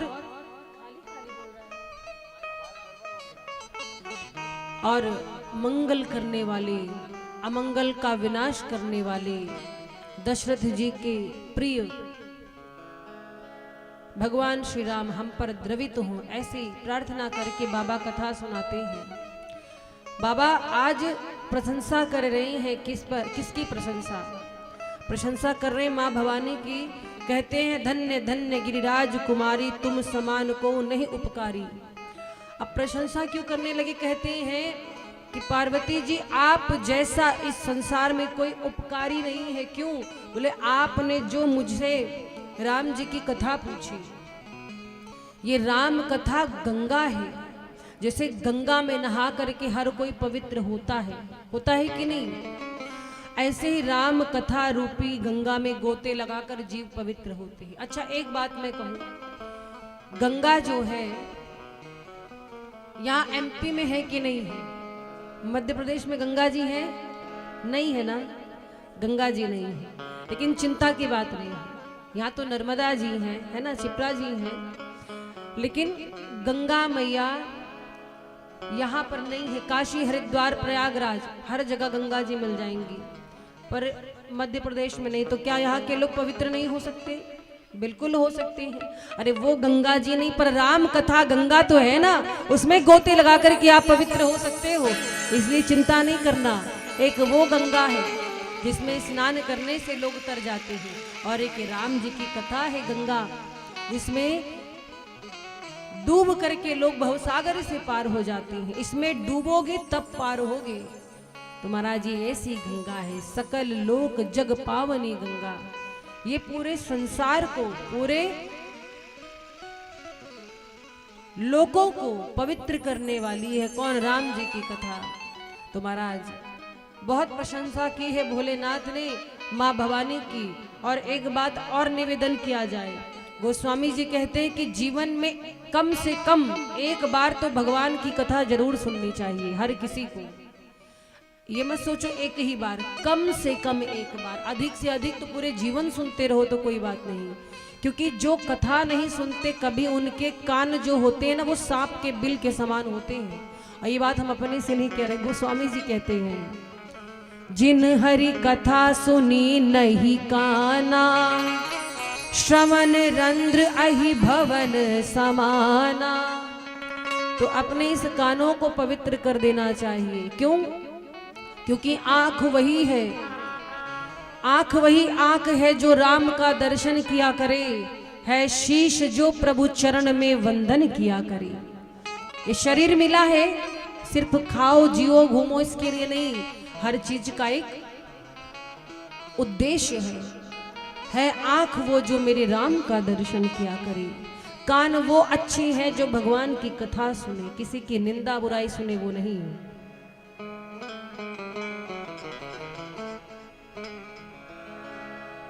दे रे ना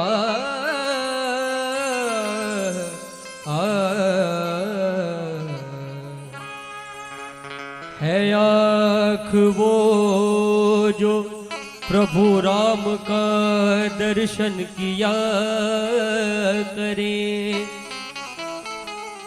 है शीश जो प्रभु चरण में वंदन किया करे। बेकार वो मुख है जो रहे व्यर्थ बातों में, मुख वो है जो भगवान का सुमिरन किया करे। हीरे मोती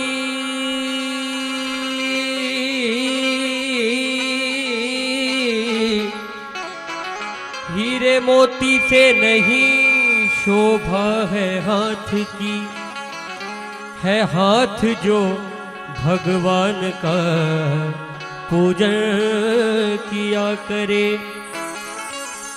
मर कर भी अमर नाम है उस जीव का जग में, प्रभु प्रेम में बलिदान जो जीवन किया करे। तो महाराज वो ही आंख सच्ची आंखें जो भगवान के दर्शन करती है। दुनिया की बुराई जो देखे वो आंख आंख नहीं है। कान वही है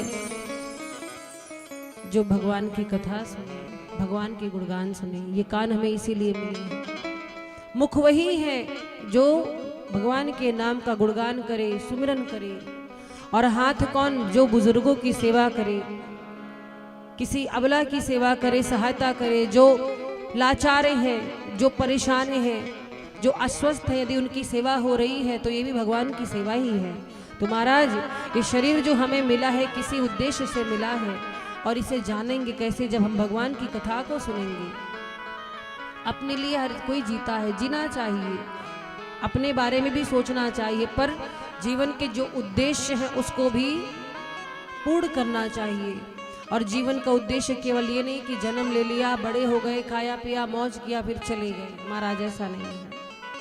तो भगवान भोलेनाथ माँ भवानी को कथा सुनाते हैं और सबसे पहले कहते हैं सगुन ही अगुन ही नहीं कछु भेदा, सगुन ही अगुन ही नहीं कछु भेदा, गावहि मुनि पुराण बुध वेदा, गावहि मुनि पुराण बधु वेदा, अगुन अरूप अलख अज जोई, अगुण अरूप अलख अज जोई, भगत प्रेम बस सगुन सोई, भगत प्रेम बस सगुन सोई। अब देखिए सगुण ब्रह्म और निर्गुण ब्रह्म में अंतर क्या है? वास्तव में भगवान कैसे? आकार नहीं, कोई स्वरूप नहीं है, तो आपका जो प्रेम है वो उतना नहीं हो पाएगा भगवान पर। क्यों? क्योंकि आज के समय में आंखें जो देखती हैं उसी पर विश्वास करती हैं, जो देखती हैं वही विश्वास करती हैं। आपने शिव जी की प्रतिमा को देखा है, अब कभी शिव जी की चर्चा हो तो वो प्रतिमा आपकी आंखों के सामने आ जाएगी, है ना? तो भगवान निर्गुण है, फिर सगुण कैसे बन जाते हैं? महाराज देखो, भगवान निर्गुण तो है। अब आप यही देख लो, भगवान ने नरसिंह अवतार धारण किया था, क्या कारण था? उन्हें ये रूप क्यों बनाना पड़ा? महाराज ऐसे ऐसे लोग भी तो हैं, वरदान मांग लेंगे ब्रह्मा जी से, और जैसा वरदान मांगते हैं उसी हिसाब से भगवान को आना भी पड़ता है। हिरण्यकश्यप ने ब्रह्मा जी की जब तपस्या की थी तो कितने सारे वरदान मांगे। मैं न दिन में मरूं न रात में मरूं, न अस्त्र से मरूं न शस्त्र से मरूं, न धरती पर मरूं न आकाश पे मरूं, न मैं मनुष्य से मरूं न किसी पशु से मरूं, न दिन में मरूं न रात में मरूं, घर के अंदर नहीं मरूं बाहर नहीं मरूं, कितने सारे, यहाँ तक कि भगवान के बनाए हुए 12 महीने में ना मरूं। तो भगवान के पास तो हर चीज का उपाय है, इसीलिए 13वां महीना स्पेशल बना दिया, अधिक मास। और महाराज जब इस तरीके से हिरण्यकश्यप ने वरदान मांगा तो भगवान को आना पड़ा उसी तरीके से। अब प्रहलाद जी से किसी ने पूछा कि आपके भगवान इस खंबे में है, प्रहलाद जी ने विश्वास से कह दिया हाँ इस खंबे में है, तो भगवान को खंबा फाड़ कर के आना पड़ा। तो भगवान भक्तों के प्रेम में जैसा भक्त चाहता है भगवान वैसे बन जाते हैं। ये आपका प्रेम है, आप भगवान को किस रूप में देखना चाहते हो। भगवान को छोटे से बालक के रूप में देखना चाहते हो, भगवान छोटे से बालक भी बन जाते हैं। कौन कहता है भगवान आते नहीं, आप मीरा के जैसे बुलाते नहीं। भगवान तो भोजन भी करते हैं, बस आप शबरी की तरह बेर खिलाने वाला प्रेम रखो। भगवान तो रोते भी हैं, बस कोई सुदामा जी जैसा रुलाने वाला मिल जाए, वो भाव तो होना चाहिए। अच्छा हम लोग क्या कहते हैं, वो कोई और युग था तब भगवान आते थे, ऐसा नहीं महाराज। जैसे कुछ लोग कहते हैं कि भगवान इतना सब कुछ देख रहे हैं, कोई गलत रास्ते पे जा रहा, आकर क्यों नहीं समझाते। जैसे अर्जुन को उपदेश दिया, अर्जुन में जो गुण थे वो आप में हम में है। हम इतने योग्य नहीं कि भगवान हमारे लिए आएंगे, लेकिन हाँ स्वयं ना आकर किसी न किसी को प्रेरित जरूर करते हैं, किसी न किसी बहाने से भेजते हैं। एक डॉक्टर क्या है, भगवान का स्वरूप है।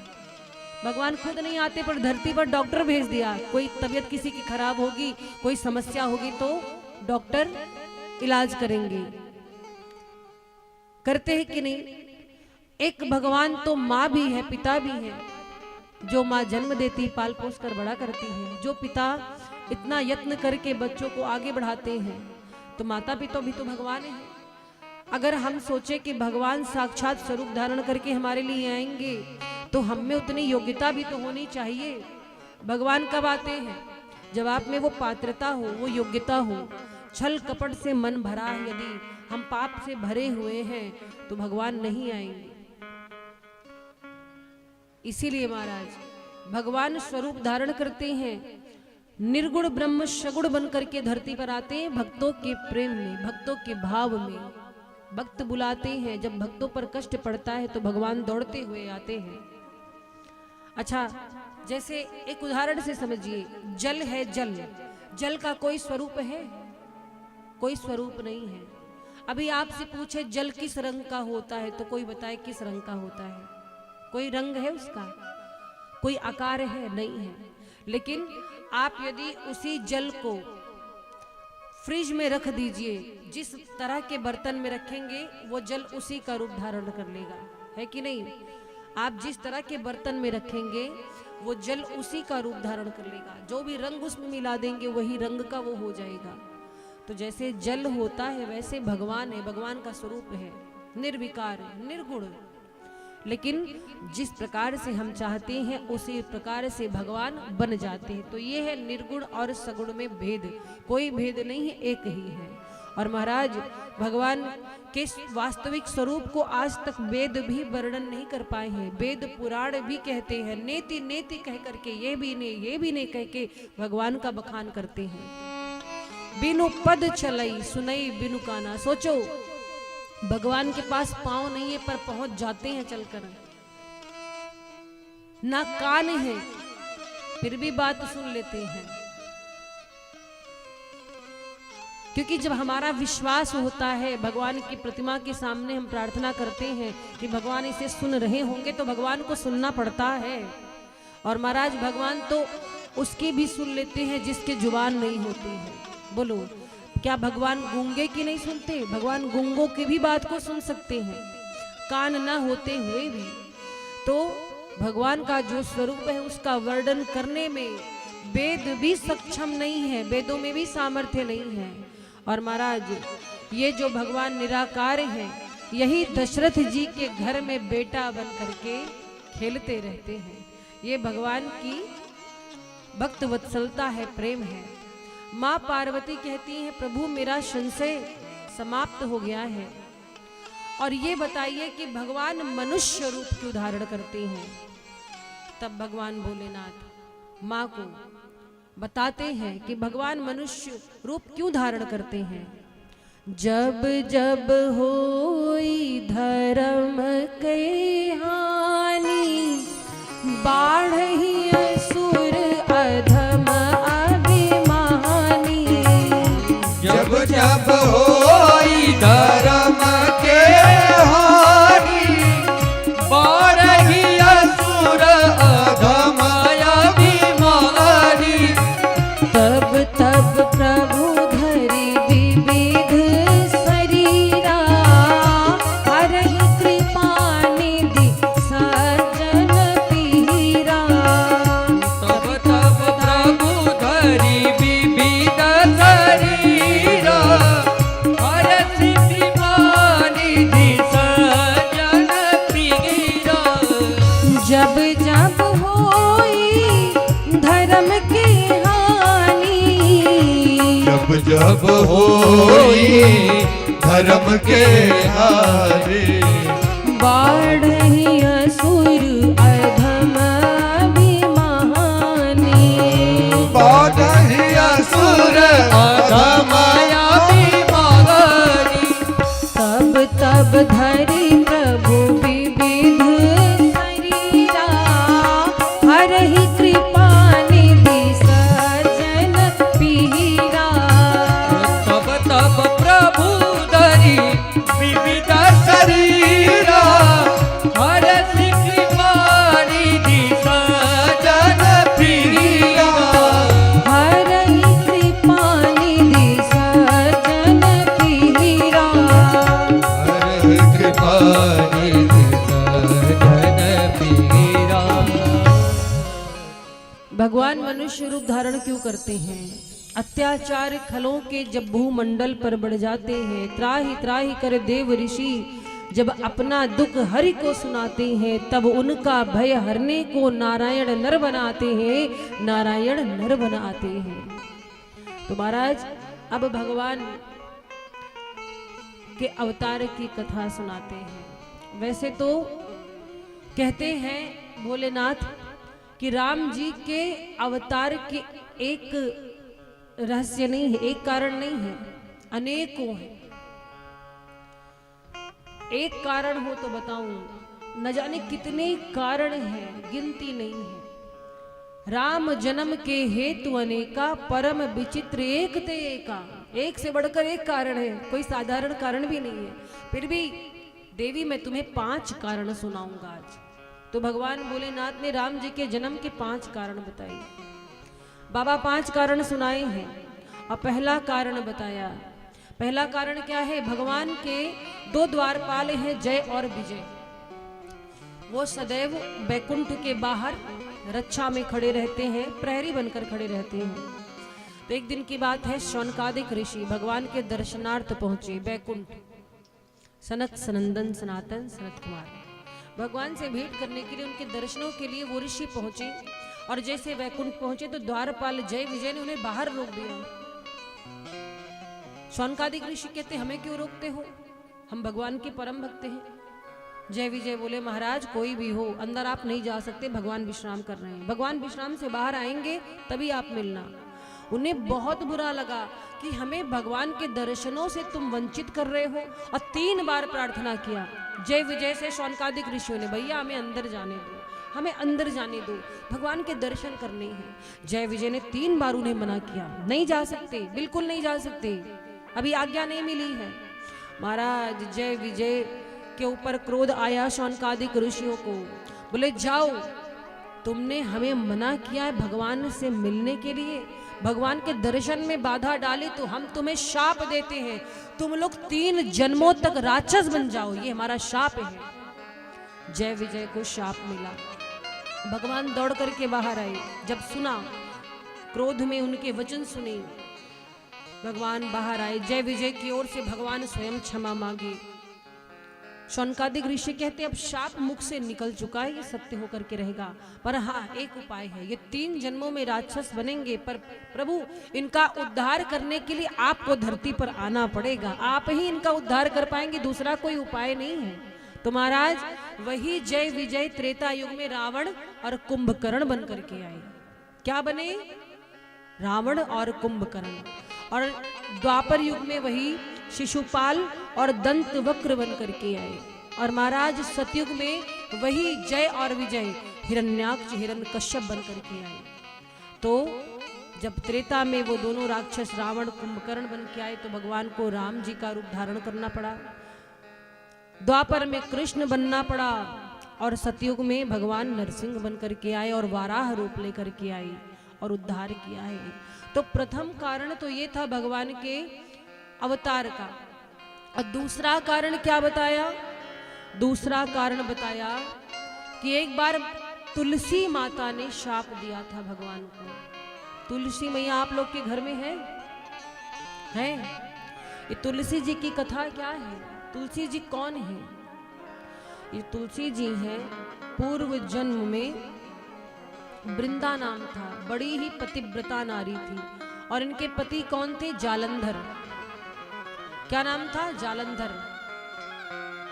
जालंधर जो था बहुत ही बड़ा बलवान राक्षस था, और इतना बलवान था जब वो युद्ध पे जाता तो जो वृंदा जी थी उनकी पत्नी, वो भगवान की सेवा में लग जाती थी, भगवान के भजन में तप में लग जाती। और इतनी पतिव्रता नारी है वृंदा जी कि जब तक ये पूजा पे बैठती इनके पति को कोई हरा नहीं पाता था, युद्ध में कोई पराजित नहीं कर पाता, ऐसी तपस्विनी। अब जालंधर ने अत्याचार शुरू कर दिया, देवताओं के पद छीन लिए। देवता बड़े परेशान भगवान के पास आए, बोले प्रभु ये जालंधर हम लोगों से युद्ध करता, हम लोग बहुत प्रयास करते, ये मरता ही नहीं। भगवान बोले जब तक उसकी पत्नी बैठी रहेगी पूजन पे तब तक इसका कोई बाल भी बांका नहीं कर सकता। तो प्रभु क्या ये कभी नहीं मरेगा? भगवान बोले क्यों नहीं मरेगा? उसके लिए उपाय करना पड़ेगा। क्या उपाय किया? भगवान ने कहा इस बार जालंधर जब युद्ध के लिए आएगा तुम लोग युद्ध करते रहना, हम कुछ युक्ति करेंगे जिससे वो मर जाएगा। जालंधर सुबह तैयार होकर के बढ़िया निकला युद्ध के लिए, पत्नी पूजन पे बैठ गई। जैसे जालंधर उधर गया देवताओं से युद्ध करने, उधर भगवान जालंधर का रूप बनाकर आ गए वृंदा के पास। अब वृंदा को लगा मेरे पति आ गए, उन्हें लगा युद्ध जल्दी समाप्त हो गया होगा। वृंदा पूजा से उठ गई, और जैसे पूजा से उठ गई वैसे ही देवताओं ने जालंधर को समाप्त कर दिया, और जालंधर का शीश आकर के वृंदा के सामने गिरा।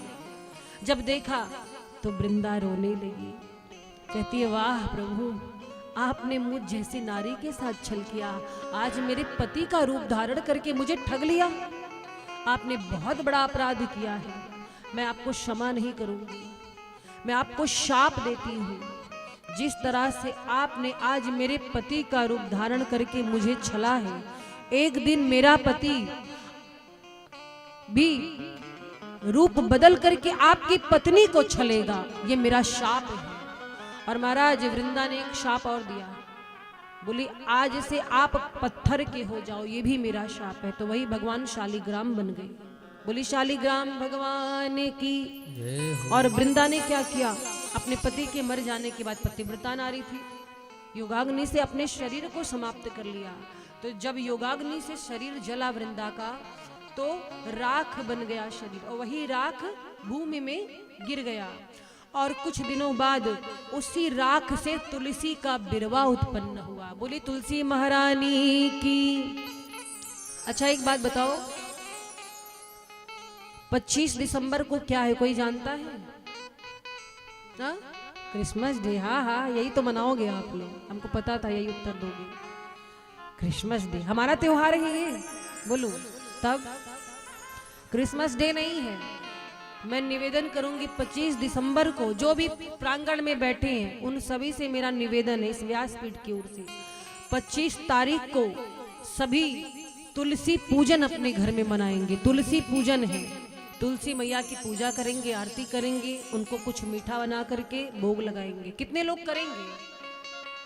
अभी कुछ लोग क्रिसमस डे मनाने जाएंगे, देखो केक काटने जाएंगे चर्च में। मांगेंगे भगवान से खड़े होके, केक काटेंगे जाके चर्च में, शर्म भी नहीं आती महाराज। सभी को नहीं मैं बोल रही, बहुत से ऐसे लोग हैं।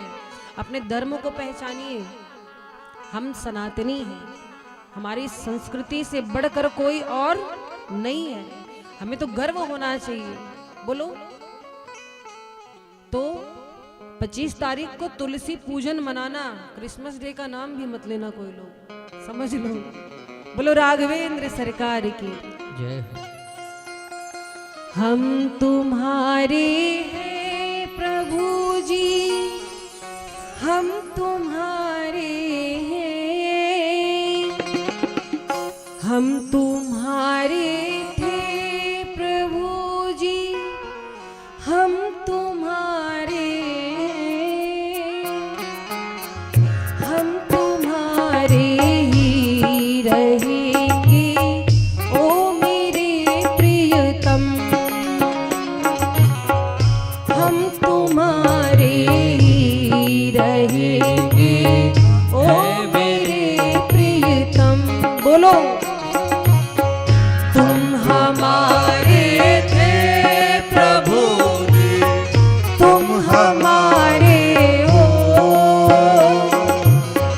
तुम हमारे ही रहोगे ओ मेरे प्रियतम।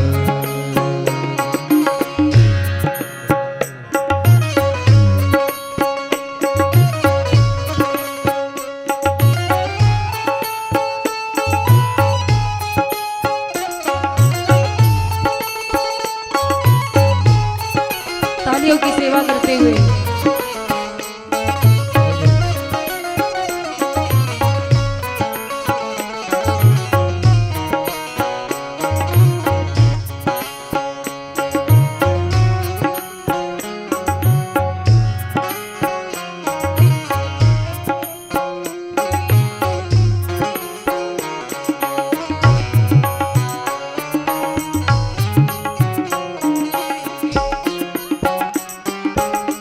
तुम्हें छोड़ सुन रघुवर प्यारे, कोई न मीत हमारा हो, तुम्हें छोड़ सुन रघुवर प्यारे, कोई न मीत हमारा हो।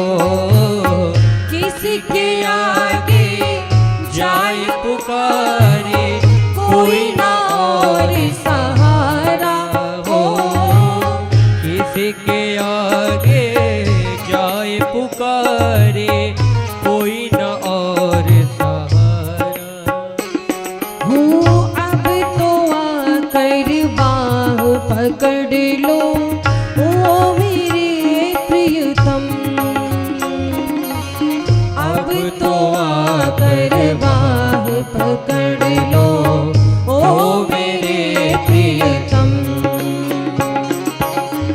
हम तुम्हारे हैं प्रभु जी, हम तुम्हारे हैं, हम तुम्हारे ही रहेंगे ओ मेरे प्रियतम। हम तुम्हारे थे प्रभु जी, तुम हमारे हो, तुम हमारे ही रहोगे ओ मेरे प्रियतम। दोनों हाथों को उठाकर की तालियों की सेवा करते हुए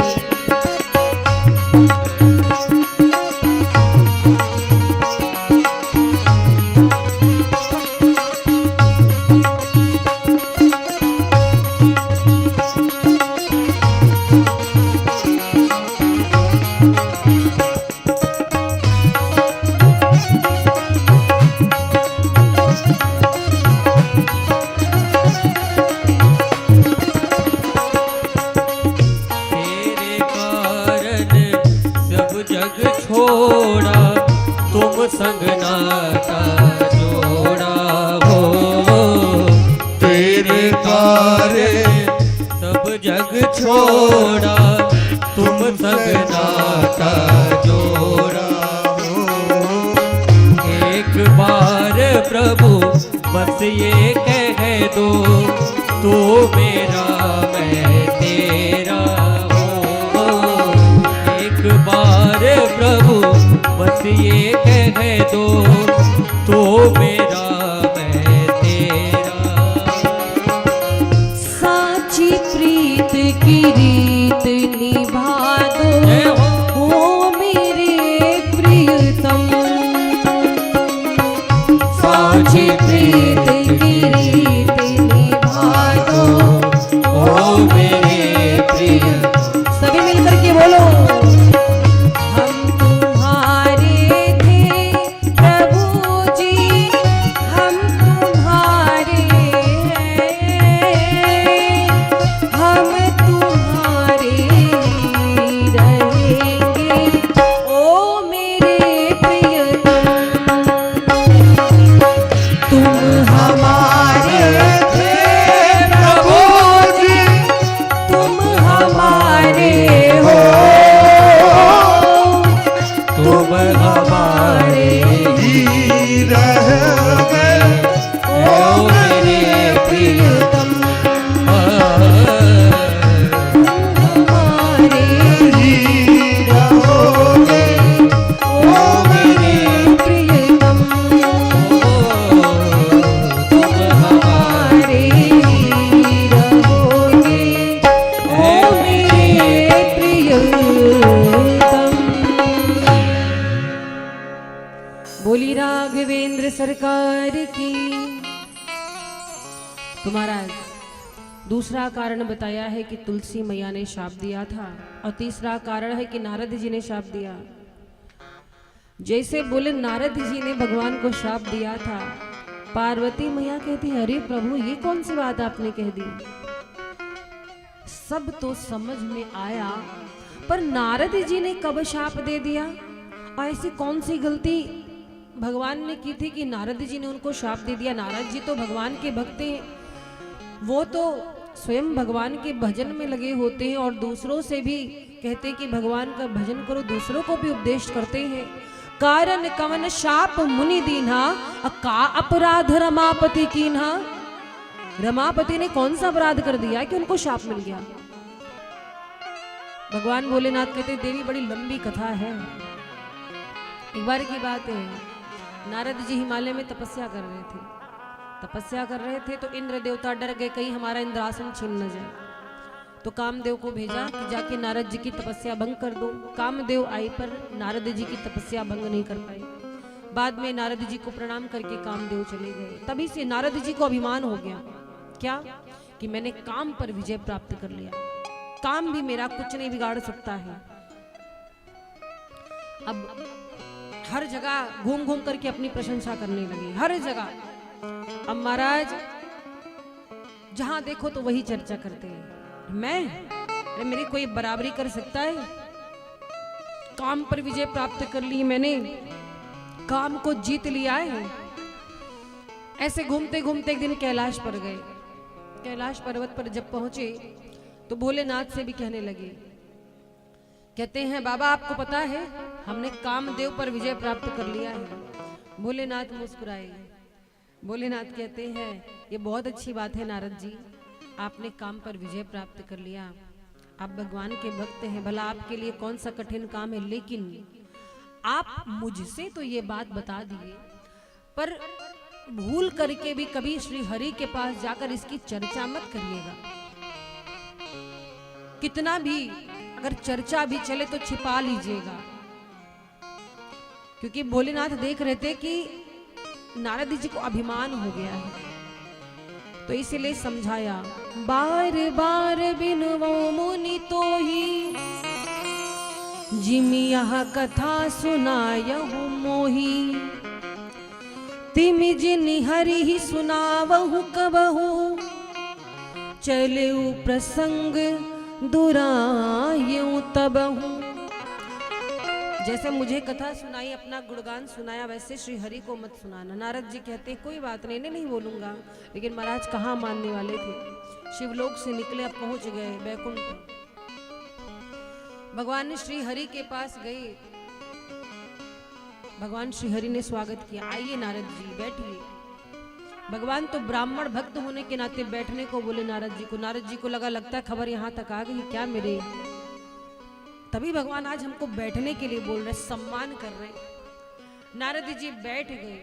अब नारद जी के मन में चल रहा है, एक को बार भगवान पूछ लेते हमसे वो बात तो हम इनको बताना शुरू करते कि कैसे हमने कामदेव पर विजय प्राप्त की। जैसे कुछ लोग कुछ बड़ा काम किए होते हैं तो प्रतीक्षा में रहते कि एक को बार चर्चा चले फिर मेरी प्रशंसा शुरू हो। तो नारद जी मौका देख रहे थे, पर शिव जी की बात भी ध्यान आ रही थी कि भोले बाबा ने मना किया है, लेकिन अगर भगवान पूछेंगे तो जरूर बता दूंगा। और भगवान समझ गए नारद जी के मन में क्या चल रहा, पूछ ही लिया। और नारद जी क्या हाल चाल है, कैसे हैं आप, सब बढ़िया? नारद जी बोले प्रभु सब बढ़िया नहीं होगा, आपकी कृपा है। अब नारद जी के जो वचन निकल रहे अभिमान भरे, अरे प्रभु आपके रहते भला इस दास को कोई दिक्कत हो सकती है? अरे जिसकी कृपा, जिस पर आपकी कृपा हो जाए उसकी तो चारों लोकों में, चारों स्थानों पर जय जयकार होती, तीनों लोकों में जय जयकार होती है। भगवान मुस्कुराए, अच्छा नारद जी? नारद जी बोले हाँ, अरे आप तो जान ही गए होंगे प्रभु, अभी तो हमने काम पर विजय प्राप्त कर ली। पूरी कथा सुना दी नारद जी ने। अच्छा, केवल प्रशंसा की बात होती तो कोई बात नहीं, नारद जी के जो वचन थे अभिमान से भरे हुए थे। तो भगवान समझ गए कि ये हमारा दास है, अब इनके हृदय में अभिमान का भारी बीज अंकुरित हो गया है। अब मैं इनका स्वामी हूं, मेरा काम है कि इनके जो हृदय में अभिमान का बीज अंकुरित हुआ है, जब तक ये पेड़ बने पहले इसको उखाड़ के फेंक देना चाहिए। तो भगवान ने क्या किया, भगवान ने अपनी एक माया रची। नारद जी को मोहित करने के लिए भगवान ने एक माया रची। भगवान ने क्या माया रची, नारद जी जब वहां से प्रणाम करके निकले तो जा ही रहे थे, रास्ते में भगवान की माया से एक नगरी का निर्माण हुआ। बहुत सुंदर नगरी, और इतनी सुंदर कि देखने में तो स्वर्ग से भी ज्यादा सुंदर लग रही थी। उस नगरी में बहुत सारे नर नारी, 400 कोस की नगरी का भगवान ने निर्माण किया। ये सब केवल माया से हुआ, वास्तव में नहीं है, किसी को नहीं दिख रहा, केवल नारद जी को दिख रहा है। उनके अभिमान को समाप्त करने के लिए भगवान ने लीला रची। तो 400 कोस की नगरी जो कि बैकुंठ से सुंदर, बहुत सुंदर नर नारी है, बहुत सारे हाथी घोड़े हैं, बहुत बड़े बड़े भवन हैं। और उस नगरी के राजा है शील निधि जी। उनकी एक बेटी है जिसका नाम विश्व मोहिनी है, बहुत सुंदर है। तो ये भगवान की माया से नगरी का निर्माण हुआ। नारद जी ने देखा, हाँ बड़ी सुंदर नगरी है, एक गलत रास्ते पे आ गए क्या? अभी जब जा रहे थे तब तो ये नगरी नहीं थी, चलो चलकर देखता हूँ। नारद जी उस नगरी में आए। जब उस नगरी में पहुंचे तो क्या देखा नारद जी ने कि राजा शील निधि जो है उनकी कन्या का स्वयंवर है। जैसे नारद जी पहुंचे, राजा शील निधि ने देखा, अरे महाराज पधारिए, अच्छा हुआ आप आ गए, आज तो बड़ा सुंदर अवसर है, मेरी बेटी का स्वयंवर है। इस स्वयंवर के अवसर पर ब्राह्मण देवता पधारे, मेरी बेटी को आशीर्वाद दीजिए। और जैसे विश्व मोहिनी आशीर्वाद लेने के लिए आई, नारद जी अपनी सुध भूल गए उसको देखकर। इतनी सुंदर थी, इतनी सुंदर थी विश्व मोहिनी। अभी थोड़ी देर पहले कह रहे थे मैंने काम वासना पर विजय प्राप्त कर ली, अब भगवान की ऐसी माया चली कि नारद जी कह रहे हैं, हे भगवान इसी लड़की से हमारा विवाह हो जाए, हे भगवान ये कन्या हमको मिल जाती कितना बढ़िया रहता, आज बढ़िया मौके पे आ गए, कितनी सुंदर है। लेकिन विचार करने लगे, हमको पूछेगी ही नहीं, हम बाबा बैरागी, ये हमारे मुंह पे तो ये कन्या कभी विवाह हमसे करेगी नहीं, अब जाकर तपस्या करे क्या, सुंदर चेहरा मांग ले क्या। लेकिन इतना समय भी नहीं है, क्योंकि जप तप कछु न होई तेहि काला, हे विधि मिलई कवन विधि वाला। नारद जी सोच रहे बस किसी प्रकार ये कन्या हमको मिल जाए। भगवान भी बैठे मुस्कुरा रहे कि नारद जी पूरा मोहित हो चुके हैं। तो क्या हुआ, नारद जी ने सोचा तपस्या का समय नहीं है, चल करके क्यों ना भगवान हरि से उनका स्वरूप थोड़ी देर के लिए उधार मांगे। आहा, आपने सोचा है कभी कोई व्यक्ति किसी के यहाँ जा रहा है अगर रिश्तेदारी में या कहीं विशेष, तो कहेगा भैया थोड़ा अपनी कार उधार दे दो, अपनी गाड़ी दे दो, थोड़ी देर के लिए बढ़िया ब्लेजर जैकेट मांग लेगा या कुछ गहना आभूषण उधार मांग लेगा, अपने सखियों से हमारी माताएं मांग लेती हैं, आज दे दो कल वापस कर देंगे। लेकिन शादी करने के लिए किसी ने कभी चेहरा उधार मांगा है कि भैया 1 मिनट अपना चेहरा उधार दे दो, हम शादी करके तुम्हें लौटा देंगे। लेकिन नारद जी सोच रहे भगवान का स्वरूप थोड़ी देर के लिए उधार मांगे, फिर सोचते बैकुंठ जाने का समय नहीं है। तो क्या किया, नारद जी ने भगवान को स्मरण किया और भगवान तुरंत प्रकट हुए। भगवान कहते हैं नारद जी कैसे याद किया? नारद जी कहते हैं प्रभु बहुत अर्जेंट काम है आपसे। भगवान बोले अभी अभी तो हम सब मिल के गए, तब तो कोई इमरजेंसी नहीं थी। बोले अरे इमरजेंसी आ गई है प्रभु, क्या? बोले शादी करनी है। भगवान हंसने लगे, बोले शादी करनी है किससे? बोले विश्व मोहिनी से, और अभी करनी, तुरंत करनी है, लड़की तैयार है, बस आप साथ दो। भगवान बोले हम क्या कर सकते हैं इसमें, शादी करना है करिए। बोले प्रभु ऐसे कैसे कर सकते, चेहरा देख रहे हो हमारा, ऐसे में तो कन्या पूछेगी भी नहीं। तो भगवान बोले कर क्या सकते हैं हम, बताइए नारद जी। बोले प्रभु 2 मिनट के लिए अपना चेहरा उधार दे दीजिए हमको। भगवान बोले अच्छा। देखो चेहरा तो बाद में मांगा नारद जी ने, सबसे पहला वचन क्या था? नारद जी ने सबसे पहले भगवान से कहा कि हे प्रभु आप वही कीजिए जिससे मेरा कल्याण हो। पहले ये कहा, बाद में चेहरा मांगा। और ये एक बड़ी सुंदर चौपाई है मानस की। आप जब भी भगवान की पूजा करें, मंदिर में बैठे हो या ऐसे भी, तो ये चौपाई जीवन में एक बार तो जरूर बोला करो। सभी लोग को रोज बोल सको तो रोज बोलो। इस चौपाई का स्मरण करना चाहिए। कौन सी चौपाई है? जेहि विधि नाथ होयहि तुमोरा, करहु सो बेगी दास मैं तोरा।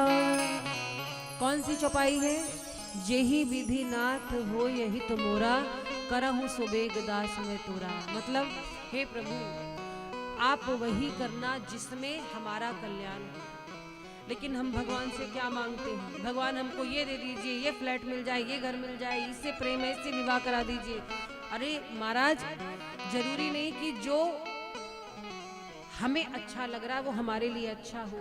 भगवान हमें जो अच्छा लगता है वो हमें नहीं देते। भगवान हमें क्या देते हैं? जो हमारे लिए अच्छा होगा। इसीलिए भगवान से सदैव एक ही चीज मांगो कि प्रभु जो मेरे लिए अच्छा होगा आप वही करना। नहीं तो पता चला कुछ और मांग लिया, कुछ दिन तो आपको बड़ा अच्छा लग रहा है, आगे चलकर आपके लिए परेशानी खड़ी हो जाए, तब दुखी हो जाओ, तो वो दुख ना देखना पड़े। इसलिए भगवान के ऊपर छोड़ दो। हे प्रभु आप जो करेंगे वो अच्छा ही करेंगे, आप कभी किसी का बुरा नहीं कर सकते। जैसे माता पिता कितना भी बच्चे से नाराज हो, पर अपने बच्चे का बुरा माँ बाप कभी नहीं चाहते। थोड़ी देर के लिए गुस्से में पिटाई कर देंगे, मार देंगे, लेकिन वही माता पिता प्यार से दुलार से बुलाकर गोद में बच्चे को लाड लटाते हैं, प्यार करते हैं, दुलार करते हैं कि नहीं? तो माँ बाप डांटते क्यों हैं? इसलिए डांटते हैं कि मेरा बच्चा यदि किसी गलत रास्ते पे जा रहा है तो वो सुधर जाए, बिगड़ने ना पाए। ऐसे भगवान हमें बीच बीच में दंड देते हैं ताकि हम सुधर जाएं। तो इसका मतलब ये नहीं कि भगवान हमसे नाराज है, भगवान हमारा अच्छा करना चाहते हैं, जैसे हमारे माता पिता चाहते हैं। तो महाराज नारद जी प्रार्थना किए कि जही विधिनाथ होय हित मोरा, करहु सोबेग दास में तोरा। अब भगवान भी ने बहुत गुड़ बात कही। भगवान कहते नारद जी चिंता ना करो, हम वही करेंगे जिसमें तुम्हारा परम कल्याण होगा। भगवान क्या कहते हैं? जेहि विधि होई ही परम हित, नारद सुनहु तुम्हार, सोई हम करब न आन कछु, बचन न मृषा हमार। अच्छा एक बात है, कभी कभी अनुमान उल्टा पड़ जाता है। इंसान सोच कर कुछ जाता है, होता कुछ है। जैसे नारद जी ने भगवान से पहले कहा मेरा कल्याण जिसमें वो कार्य कीजिए, और फिर बाद में कहा कि हमको सुंदर रूप दे दीजिए, विश्व मोहिनी से विवाह करना है। और भगवान भी गूढ़वाड़ी बोले, भगवान एक भी बार ये नहीं बोले कि हम तुम्हें सुंदर रूप या अपना रूप दे रहे हैं। भगवान ने भी यही बात कहा, जिसमें तुम्हारा कल्याण होगा हम वही करेंगे। नारद जी समझे कि भगवान कह रहे हम तुमको अपना सुंदर चेहरा देंगे, और भगवान ने उन्हें सुंदर नहीं बंदर बना दिया। सुंदर की कौन कहे महाराज, चेहरा पूरा बानर का बना दिया। इसीलिए कहते कभी कभी सोचा कुछ जाता है, अनुमान उल्टा पड़ जाता है। एक बार एक आदमी, उसके दांत में बहुत दर्द था, बहुत पहले के समय की बात है, तब इतनी सुविधाएं नहीं हुआ करती थी। तो आदमी गया डॉक्टर के पास, बोला डॉक्टर साहब दांत में बहुत दर्द है। डॉक्टर बोले दांत तुम्हारे खराब हो गए, निकालना पड़ेगा। तो बोला डॉक्टर दर्द तो बहुत करेगा, निकालोगे? डॉक्टर बोले हाँ दर्द तो होगा। बोला हम दर्द नहीं सह सकते। डॉक्टर बोले पीते हो? बोला मंगा लीजिए। डॉक्टर ने एक बोतल मंगवाई, कंपाउंडर से कहा इसे पिलाओ। अब महाराज थोड़ा सा पिलाया, डॉक्टर ने जैसे दांत में हाथ लगाया, दर्द हो रहा? बोला अभी हो रहा है। अरे इसको और पिलाओ। और पिलाई गई। डॉक्टर ने कहा अब ठीक है? बोला किसकी मजाल है, मेरे दांत को हाथ भी लगाए, अभी तुम्हारे दांत तोड़ दूंगा। महाराज उल्टा असर हो गया। मुझे एक घटना याद आ गई। एक घटना हम लोग के वो बचपन की सत्य घटनाएं मैं कल ही सुनाने वाली थी आपको, आज सुना दूं। एक बार की बात है, हम लोग संगीत विषय के छात्रा थे, तो 6th क्लास में थे, संगीत का फर्स्ट ईयर था हमारा। तब संगीत से इतना लगाव तो था पर इतना ज्ञान नहीं था। दरबारी कर दीजिए, दरबारी। तो संगीत से लगाव तो बहुत था पर उतना आता नहीं था भाई, तब सीख रहे थे, शुरुआत थी। तो हमारी जो अध्यापिका थी बोली आज राग दरबारी का तराना सिखाएंगे आपको। अच्छा, संजोग से उस दिन हम लोग क्लास में देर से पहुंचे थे, एकदम पीछे बैठे थे, और हमारी टीचर जो कह रही थी हम स्पष्ट सुन नहीं पा रहे थे, बस सुर में सुर लगाए हुए थे, शब्द नहीं मालूम था। अच्छा एक बात बताओ, किसी का नाम यहाँ पर रामदीन तो नहीं है? किसी का नाम तो नहीं है भाई? सुनाने से पहले हम क्षमा चाहेंगे, किसी का नाम रामदीन जी तो नहीं है? नहीं है, चलो अच्छी बात है, होगी तो क्षमा चाहते हैं। तो हमारे यहाँ एक बड़े ही अच्छे व्यक्ति थे विद्यालय में जो सेवा देते थे, उनका नाम था रामदीन। तो हमारी टीचर जब हम लोग को तराना गवा रही थी, तो तराना के बोल थे तानुम तधरे धनेति तनानी नना तानुम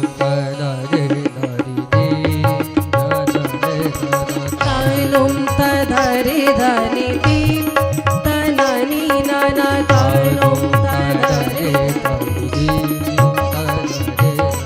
तानुम तधरे धनेति तीन तनानी नना तानुम तधरे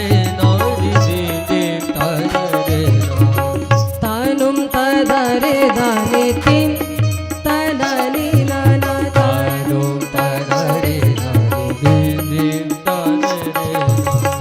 तो आगे की जो बच्चियां बैठी थी उन्हें स्पष्ट सुनाई पड़ रहा था कि मैडम क्या कह रही हैं। तो वो लोग तो ये गा रही थी और हमको शब्द समझ में ना आए कि हमारी अध्यापिका क्या कह रही है। हम लोग भी एकदम पीछे बैठे थे, उस दिन देर से पहुंचे थे।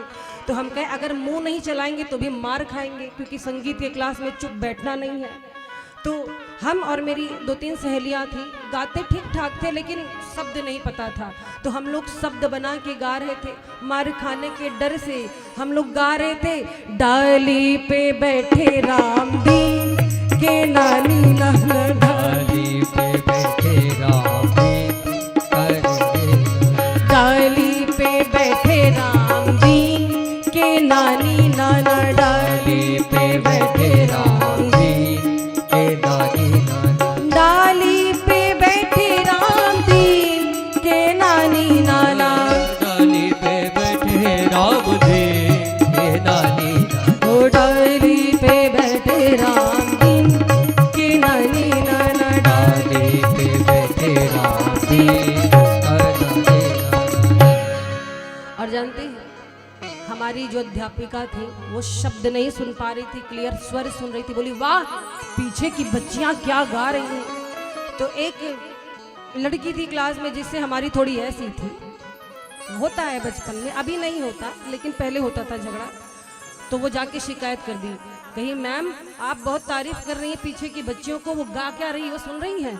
तो कह रही डाली पे बैठे रामदीन की नानी नाना। तब तक मैम भड़क गई, चलो प्रिंसिपल के पास, तुम लोग बहुत शैतान हो गए हो, बहुत चपलता आ गई है, चलो आज मार खिलाते हैं। अब हम तीनों लोग को हाजिर किया गया कोर्ट में, हमारे प्रिंसिपल मैम के, वहाँ पकड़ के ले जाएंगे। अब तो डर रहे थे। मेरी सखी बोली तुम ही अपने मन से रचना की, हम कहीं क्या करें, मार खाने के डर से किया, अब हमें क्या पता उल्टा फंस जाएंगे। अब महाराज प्रिंसिपल मैम हमारी अध्यापिका जो म्यूजिक टीचर थी बोली कि देवी जी ये उल्टा सीधा गीत गाती हैं, रामदीन के नानी नाना को डाली पे बिठा दिया आज। तो प्रिंसिपल मैम कही कि क्या गा रही थी सुनाओ। अब हम लोग कांपने लगे, बोले जैसे क्लास में गाई थी वैसे सुनाना है। अब हम लोग मरता क्या ना करता भाई, डंडे से बहुत डर लगता था, मार खाने से। अच्छा मार खाने से डर कम, बेइज्जती से ज्यादा डर लगता था। जब 2-4 छड़ी खाओ ना तो पीछे की जो लड़कियां रहे भले पड़ी, तो ये कोई ना करे, आत्मसम्मान बहुत प्रिय था। तो क्या किया हम लोगों ने, गाना शुरू किया। हम क्या मार ऐसे भी खाना है तो लाओ गा ही देते हैं, कोई बात नहीं। और जैसे गाना शुरू किया, डाली पे बैठे रामदीन की नानी नाना, तो प्रिंसिपल मैम खुद जोर जोर से हंसने लगी, बोली कुछ भी हो गा बड़ा अच्छा रही, स्वर में गा रही है। तो महाराज कभी कभी अनुमान जो होता वो उल्टा पड़ जाता है, हम सोचते कुछ है होता कुछ है। प्रेम से बोलिए राघवेंद्र सरकार की जय हो। तो नारद जी का अनुमान उल्टा हो गया। नारद जी ने भगवान से उनका मुख मांगा, भगवान ने उनको आज बंदर बना दिया। नारद जी पहुंच गए जहाँ पर स्वयंवर हो रहा था महाराज, और जहाँ पर स्वयंवर हो रहा था नारद जी वहाँ जाकर बैठ गए पंक्ति में सबसे पहले। और वहीं पर उसी पंक्ति में शिव जी के 2 गढ़ भी बैठ गए थे वेश बदल कर। नारद जी बैठे, स्वयंवर आरंभ हुआ, विश्व मोहिनी बढ़िया वरमाला लेकर के आई श्रृंगार करके सखियों के साथ। अब नारद जी बार बार अपनी कुर्सी से उछल रही, हमको देख ले एक बार, हम बहुत सुंदर लग रहे हैं। और महाराज बंदर लग रहे थे। विश्व मोहिनी ने दूर से देखा, जल भुन गई, देखने को कौन कहे, दृष्टि उधर करके आगे बढ़ गई। अब तो नारद जी को बड़ा क्रोध लगे कि एक तो चेहरों उधार मांगे, ऊपर से देख ही नहीं रही है, इतनी मेहनत हमने की है, बहुत प्रयास किया नारद जी ने उचकने का, विश्व मोहिनी देखती नहीं है। और महाराज क्या हुआ, इसके बाद भगवान एक राजा का वेश बना करके उसी दरबार में उपस्थित हुए। भगवान जब पहुंचे बढ़िया श्रृंगार करके, राजा के वेश में स्वरूप भगवान का ही है, तो विश्व मोहिनी ने वो वरमाला पहना दी, किसे, भगवान के गले में। और जैसे ही विश्व मोहिनी ने वरमाला पहनाई तो भगवान विश्व मोहिनी को लेकर के अंतर ध्यान हो गए। दुल्हन ले गए लक्ष्य निवासा, नृप समाज सब भयऊ निराशा। अब जितने लोग वहां बैठे थे सब निराश हो गए। नारद जी बड़े दुखी हुए, नारद जी बड़बड़ाते हुए आए। तब तक जो शिव जी के गढ़ थे वो जोर जोर से हंसने लगे, बोले नारद जी तुम सुंदर नहीं लग रहे हो, बंदर लग रहे हो, बंदर। जो अपना मुख देखो दर्पण में। तो वहीं एक सरोवर था, उस सरोवर के जल है लाडली बिटिया, नाम है शिया, उनके उपलक्ष्य में ये श्री राम कथा, क्या बात है। चैत नवमी के जी नाम है उनके। लगा कुंभकर्ण सरकार ये कैसे होगा, ब्रह्मा जी बोले बस एक बार हो गया, अब दोबारा यहाँ पे ऑफर नहीं, हो गया। और गए विभीषण जी के पास, बेटा तुम्हें क्या चाहिए। रावण कहता है हमें बेटा नहीं बोला, विभीषण जी को बेटा बोल रहे हो। ब्रह्मा जी बोले बिल्कुल तुम हमारे बेटा नहीं हो, ये बेटा है। क्यों, बोले जिसका भगवान से कोई संबंध नहीं उसका हमसे कोई संबंध नहीं है। और महाराज विभीषण जी ने भगवान की भक्ति मांगी, भगवान के चरणों में प्रेम मांगा। ब्रह्मा जी तथास्तु कह करके गए। अब सबको वरदान मिल गया तो कुंभकर्ण तो सो गया, विभीषण जी तपस्या करने चले गए, भगवान की भक्ति में भजन में लग गए। बचा रावण, रावण लगा अत्याचार करने। और महाराज ऐसा अत्याचार किया, इतना भयंकर राक्षस। अगर रावण जब चलता था धरती डोलने लगती थी। चलत दसानन डोलत अवनी, गर्जत गर्भ श्रमहि सुर रवनी। देव रमणियों के गर्भ गिर जाते थे, ऐसी चाल थी रावण की। मेघ कांपते गड़गड़ाते रावण जब चलता, उसके अत्याचार से धरती परेशान हो गई। और महाराज अब तो रावण का अत्याचार शुरू हुआ, ऋषि मुनियों को सताने लगा। जहाँ पर भगवान की कथा होती, वेद पुराण की बातें होती, रावण वहां पहुंच जाता चंद्रहास लेकर। कोई भगवान की पूजा नहीं करेगा, कोई यज्ञ नहीं करेगा, हवन नहीं करेगा, सत्कर्म नहीं होंगे। और महाराज परेशान कर दिया। जप जोग बिरागा तप मख भागा, श्रवण सुनई दस सीसा। जप जोग बिरागा तप मख भागा, श्रवण सुनई दस सीस। आपन उठ धावई रहे न पावई, धरि सख घालई खीसा।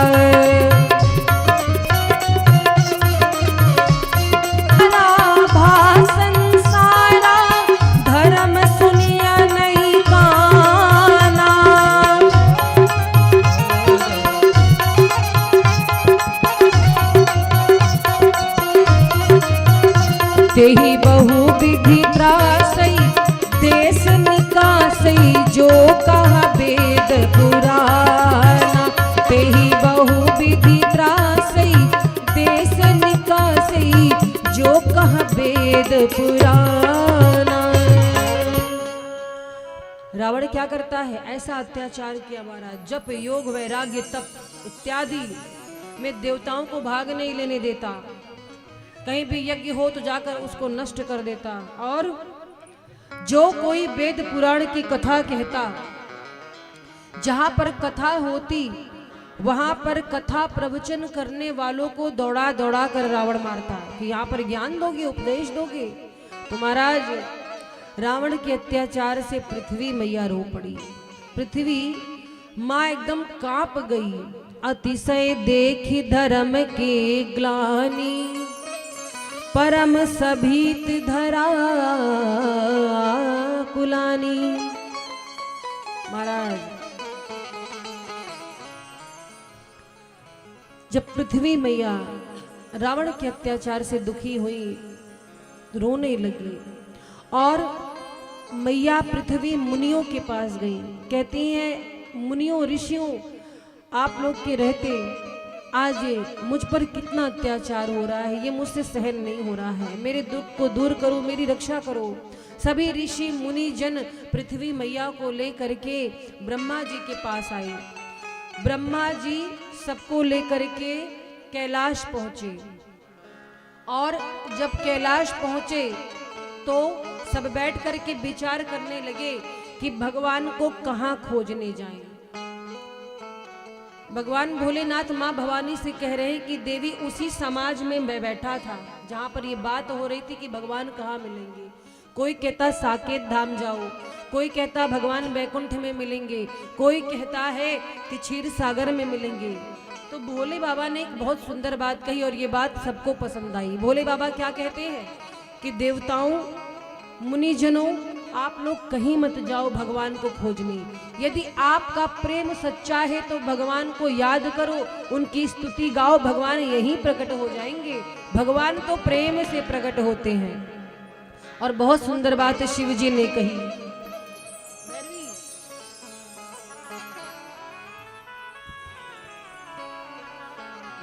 क्या कहा? हरि व्यापक सर्वत्र समाना, हरि व्यापक सर्वत्र समाना, हरि व्यापक सर्वत्र समाना। आपके लिए मैं नरवेश में मनुष्य रूप धारण करके धरती पर आऊंगा। और क्या कहा? ले हूं दिनकर वंश उदारा, मैं दिनकर यानी सूर्य वंश में आऊंगा, इतना ब्रह्मवाणी ने कहा। ले हूं दिनकर वंश उदारा, अंशन सहित मनुज अवतारा। और अकेले नहीं आऊंगा, अपने अंशों के साथ में आऊंगा। तो जब आकाशवाणी हुई कि अंशों के साथ में आऊंगा तो सब जय जयकार करने लगे, खुश हो गए। देवराज इंद्र सभी देवता एक साथ भगवान की जय जयकार करने लगे। अच्छा, ब्रह्मा जी बोले देखो भाई, भगवान ने कहा है कि अंशों के साथ आएंगे, तो अभी भगवान के आने में समय है। भगवान धरती पे आए उससे पहले सेवा में हमको चलना पड़ेगा। तो सभी देवताओं ने अवतार लिया। पहले कौन क्या बना? ब्रह्मा जी कहते हैं कि सब लोग बताओ कौन क्या बनेगा। सारा देव समाज धरती पर आने के लिए तैयार है। तो शंकर जी सबसे पहले उठकर बोले हम हनुमान बनेंगे। ब्रह्मा जी बोले बाबा आप हनुमान बनेंगे तो हम जामवंत बनेंगे। तो जामवंत जी कौन है? ब्रह्मा जी, राम काज के लिए धरती पर आए। जामवंत जी ब्रह्मा जी के रूप में ही हैं। और सूर्य नारायण से पूछा गया आप क्या बनोगे? सूर्य नारायण बोले हम सुग्रीव बन। पानी पानी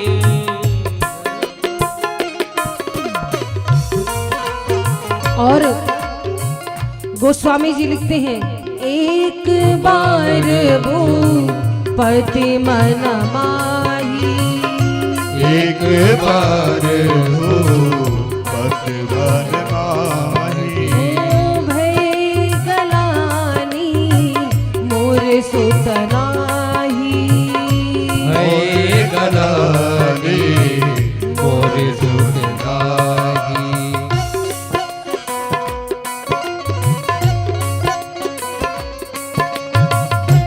बोलो अयोध्या धाम की जय हो।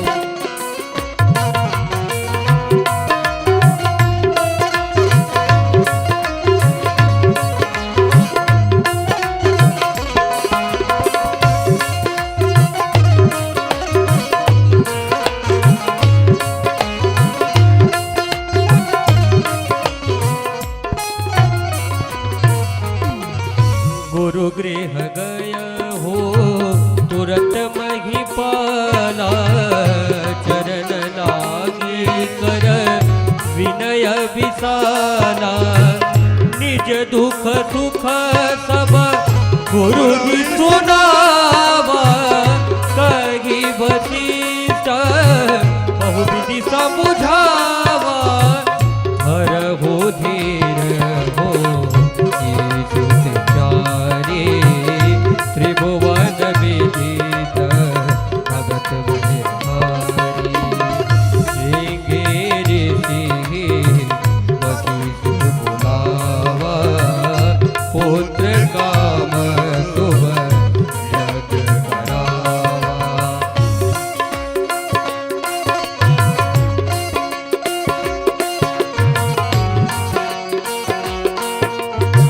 जय जय। तालियों की सेवा करते हैं।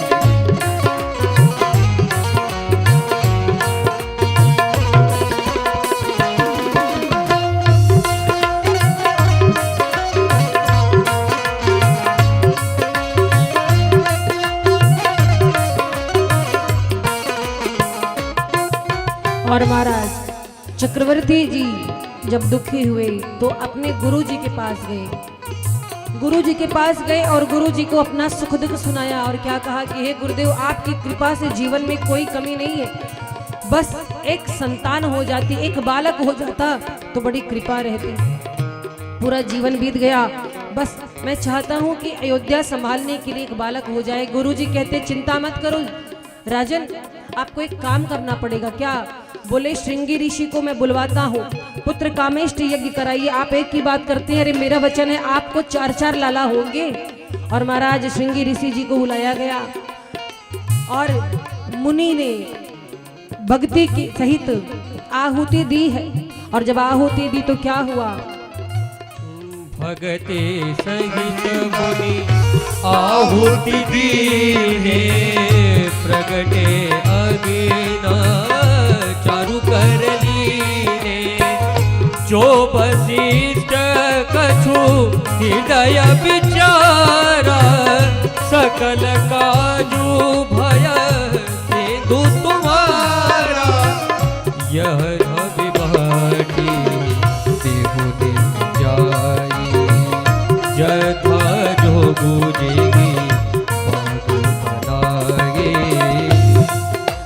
आहुति दी गई है। देखिए संकल्प यजमान का पर गुरुदेव आहुति दे रहे हैं और आहुति देने से क्या हुआ? यज्ञ भगवान प्रसन्न हुए। यज्ञ नारायण अपने हाथ में चरु का दोना लेकर प्रकट हुए, खीर लेकर प्रकट हुए और वो खीर दिया और कहा कि राजन इन्हें अपनी तीनों रानियों में बांट दीजिए। वो चरु का जो भाग है उसके 3 भाग किए गए महाराज। एक भाग कौशल्या मैया को दिया गया, एक भाग उसका आधा करके कैकेयी जी को दिया गया। अब कौशल्या मैया ने अपने भाग में से और कैकेयी मैया ने अपने भाग से सुमित्रा मैया को 2 भाग दिए और भगवान की कृपा से तीनों रानियां गर्भवती हुई। और महाराज जिस दिन से भगवान गर्भ में आए उसी दिन से आनंद हो गया। जा दिन ते हरि गर्भ ही आए, जा दिन ते हरि गर्भ में आए, सकली लोक सुख संपत्ति छाए, सकल लोक सुख संपत्ति छाए। हो नौमी तिथि मधु मास पुनीता, नौमी तिथि मधु मास पुनीता, शुक्ल पक्ष अभिजित हरि प्रीता, शुक्ल पक्ष अभिजित हरि प्रीता।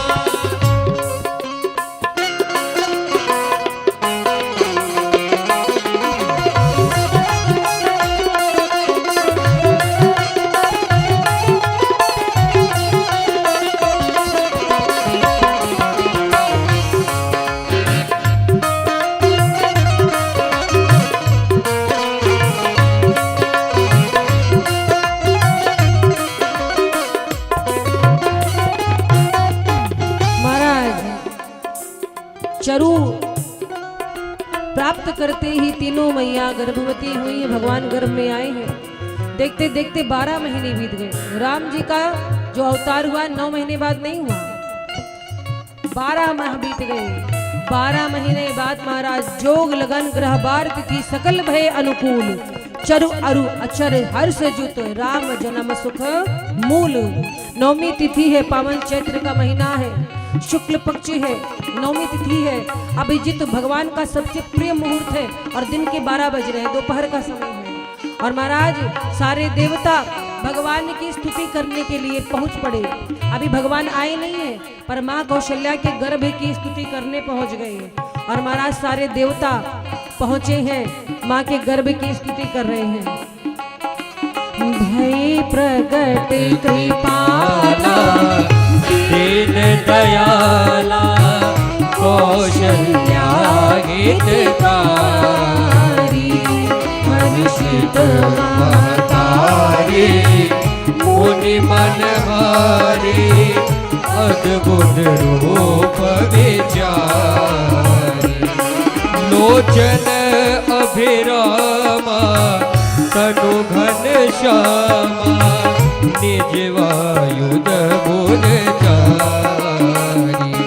भूषण वनमाला नयन विशाला, शोभा से दुखरा।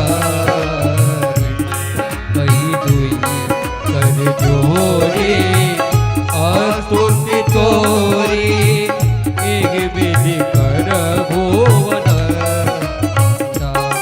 माया गुण ज्ञान माया गुण ज्ञान की आत्माना, वेद पुराण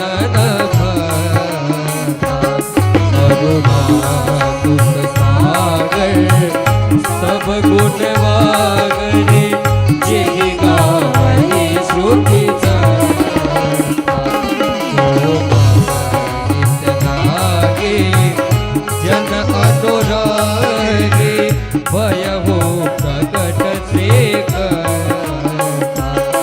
ब्रह्मांड निकाया, निर्मित माया, रोम रोम प्रतिभेद बाबा सोमासे, यह उपहासे, सुरत धीर मति खेदना रहे।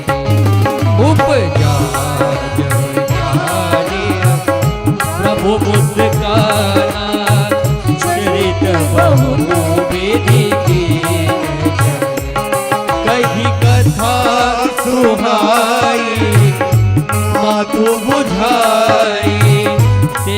प्रकार सुत प्रेम लगे माता पुनि बोले सोमति डोली सजहु तात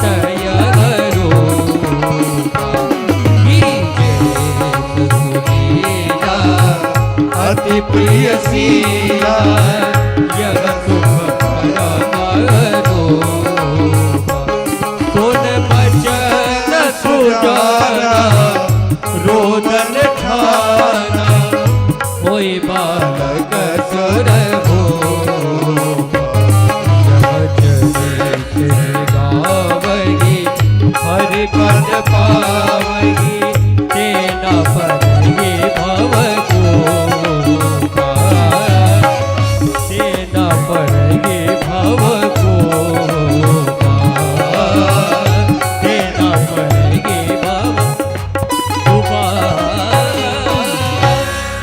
विप्रधेनु सुर संत हित लीन मनुज अवतार निज इच्छा निर्मित तनु माया गुण गोपार। भगवान ने सबसे पहले शुक्ल पक्ष की 9वीं तिथि में माँ कौशल्या के सामने प्रकट हुए। जब माँ कौशल्या के सामने प्रकट हुए तो विराट स्वरूप था, पीताम्बरी पहने, आयुध हाथ में, शस्त्रास्त्र धारण किए। माँ ने देखा भगवान के एक एक रोमकूप में करोड़ों ब्रह्मांड लटक रहे थे। माँ ये रूप देख करके डर गई, बोली अरे प्रभु हमने कहा था बेटा बन करके आना, आप तो पिता बन करके आ गए। बच्चे ऐसे होते हैं, अरे प्रभु बालक बन करके आइए। भगवान कहते पहली बार किसी का बेटा बना हो माँ, पता नहीं है बेटे कैसे होते हैं, आप बताओ मुझे क्या करना चाहिए। कौशल्या मैया कहती है प्रभु ये पीताम्बरी का त्याग करिए, धनुष बाण जो आयुध हाथ में है सब छोड़ दीजिए, छोटे से लाला बन जाइए और बालक की लीला करिए। भगवान कहते बालक की लीला कैसे होती मैया? बोले जोर जोर से रोइए, जब कोई बालक जन्म लेता है तो रोता है। भगवान माँ कौशल्या को दर्शन दे करके छोटे से बालक बन गए। और महाराज जब बालक बने तो लगे जोर जोर से रोने, और जब भगवान रोने लगे माँ कौशल्या की कच्छ से आवाज आई, दासियां गई और कहती है महाराज बधाई हो, बधाई हो, आपको बहुत सुंदर सा लाला हुआ है। तब तक चक्रवर्ती जी ने सोचा अभी तो एक ही हुआ, गुरु जी बोले तो 4 होंगे, अभी तो एक ही हुआ है। तब तक माँ कैकेयी के कच्छ से बालक के रोने की आवाज आई। फिर दासियां गई, बोली महाराज बधाई हो, माँ कैकेयी ने भी सुखपूर्वक एक सुंदर बालक को जन्म दिया है। चक्रवर्ती जी ने अपने मड़ियों की माला उठा करके दासियों को दे दी, लो बहुत सुंदर सूचना दी है। तब तक महाराज माँ सुमित्रा के कक्ष से 2 बालकों के रोने की ध्वनि सुनाई दी, और जैसे ही रोने की ध्वनि आई वैसे ही दासियां आकर के कहती हैं कि हे महाराज माँ सुमित्रा ने भी सुखपूर्वक 2 बालकों को जन्म दिया है, बधाई हो, बधाई हो, बधाई हो। और महाराज भगवान श्री राम का प्राकट्य हुआ है, चारों भैया आए, किन्हें किन्हें खुशी है? आपको खुशी नहीं है? उठाओ हाथों को, भगवान के आने की खुशी है। आज ये खुशी हम लोग इस प्रकार से आनंद मनाएंगे मानो जैसे हम लोग या सामतपुर में नहीं है, कहाँ है? अयोध्या में। अयोध्या चलना चाहते हो आप लोग? अयोध्या चलना है तो एक बार सबसे पहले कौशल्या मैया और दशरथ जी को बधाई दीजिए रामलला सरकार के लिए। बोलो बधाई हो, बधाई हो, बधाई हो, बधाई हो, बधाई हो। अवध में आनंद भयो,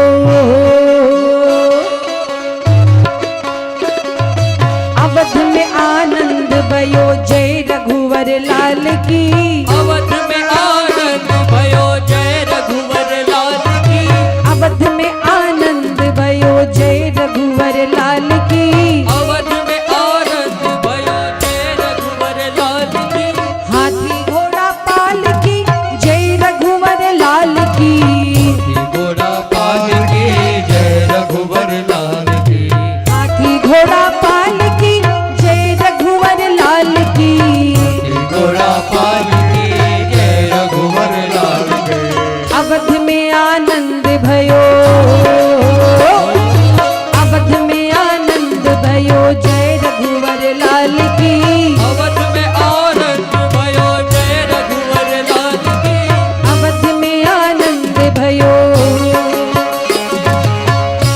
झूम करके नाचते हुए।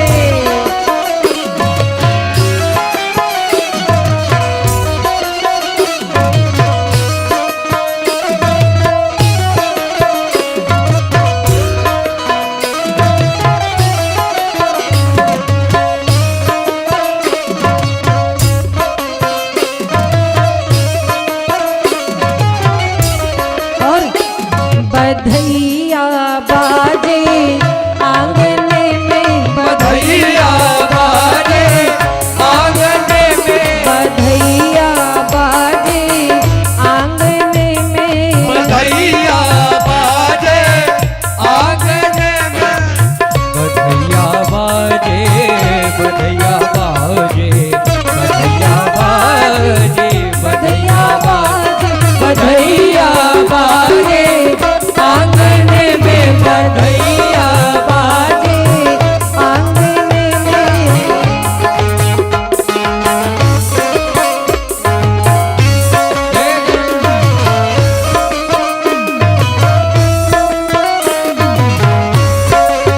तालियों की सेवा करते हुए झूम करके हरि बोल।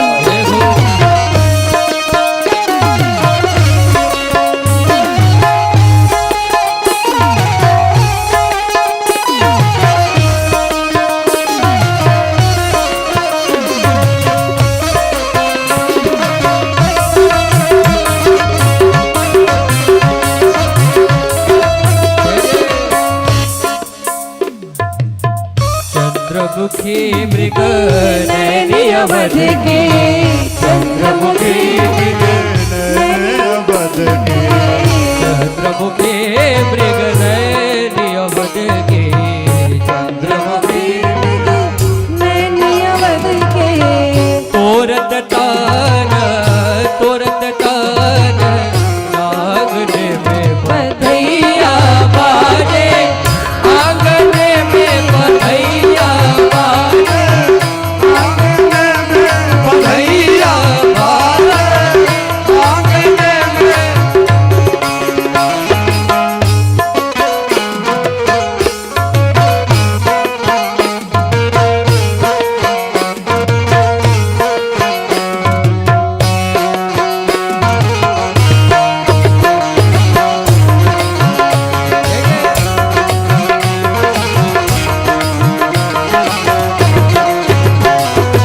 हरि बोल।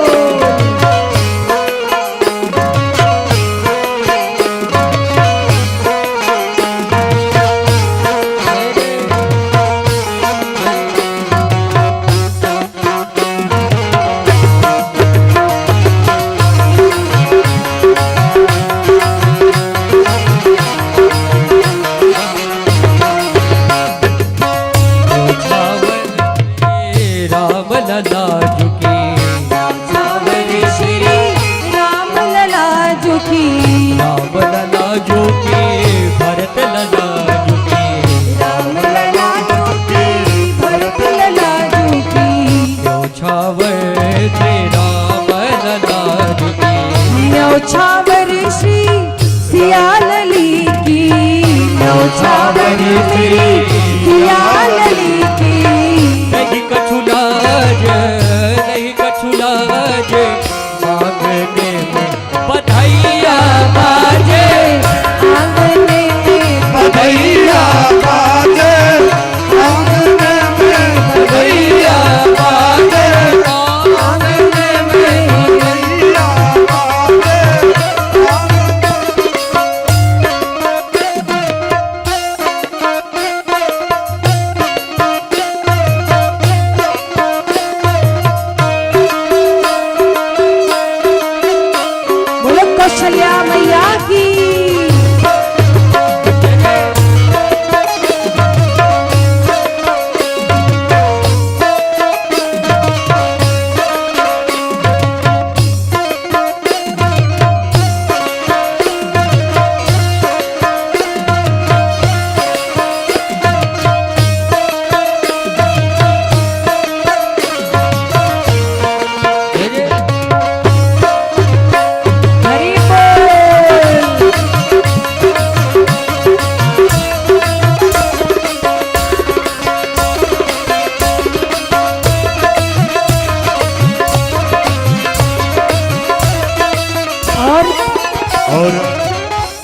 अब निवेदन करेंगे हमारे मुख्य जजमान गुप्ता परिवार से जो भी सदस्य हैं वो मंच पे आकर के ठाकुर जी को, ब्यास जी को और हमारे समस्त कलाकार बंधुओं को बधाइयाँ देने का प्रयास करेंगे, क्योंकि आप लोग बधाइयाँ देने का प्रयास करेंगे और हमारे छोटे लाला सरकार पलना में जाएंगे। जिनको भी पलना झुलाना है झुलाइएगा ठाकुर जी को, और जो भी नौछावर करना होगा उसी पलना में आप लोग कीजिएगा। जो भी माता बहनें आना चाहते हैं ठाकुर जी को पलना झुलाना चाहते हैं, पलना में ललना झुलावे कौशल्या मैया दे दो, कौशल्या मैया दे दो बधाई। आइए कुछ बधाइयाँ होंगी, सोहर होंगे, सभी लोग झूमेंगे नाचेंगे। अभी पूरा आनंद बाकी है, आज किसी को जल्दी ना हो, क्योंकि आज अयोध्या में उत्सव हो रहा है। आइए मिलकर के सब लोग झूमेंगे नाचेंगे और सभी बच्चे को पलना झुलाते रहेंगे। जो कुछ भी अर्पित करना होगा, देखो भगवान का प्राकट्य उत्सव है ना, मेरे राम लला सरकार आए हैं, तो बधाई ऐसे खाली हाथ नहीं होती है। बोलो होती है? नहीं होती ना। चलिए मिल करके रामा प्रकट भय रघुरैया परम सुख दैयानु, रामा प्रकट भय रघुरैया परम सुख दैयानु। धन धनी चैत महीनवानी सुभर समैयानु,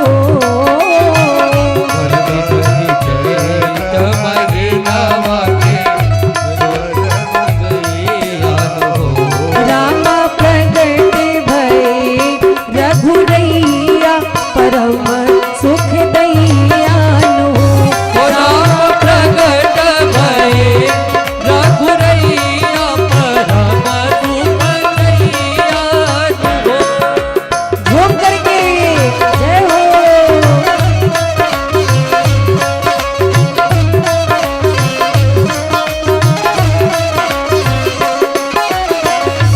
बधाई ले आइए भाई, सभी लोग बधाई लाइए।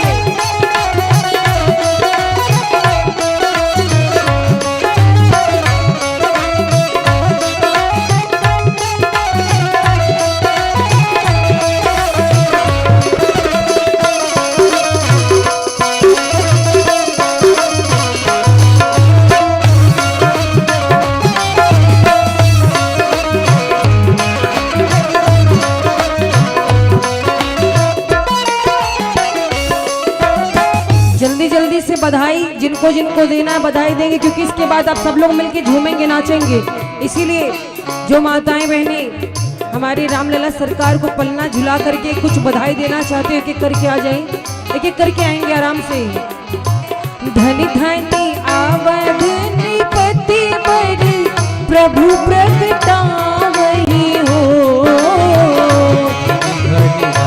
धनी पति बर प्रभु प्रगटावहि हो। हे राम धनी धनी माई कौशल्या की दिनवा देखावहि हो, राम धनी धनी मैया कौशल्या की दिनवा देखावहि हो।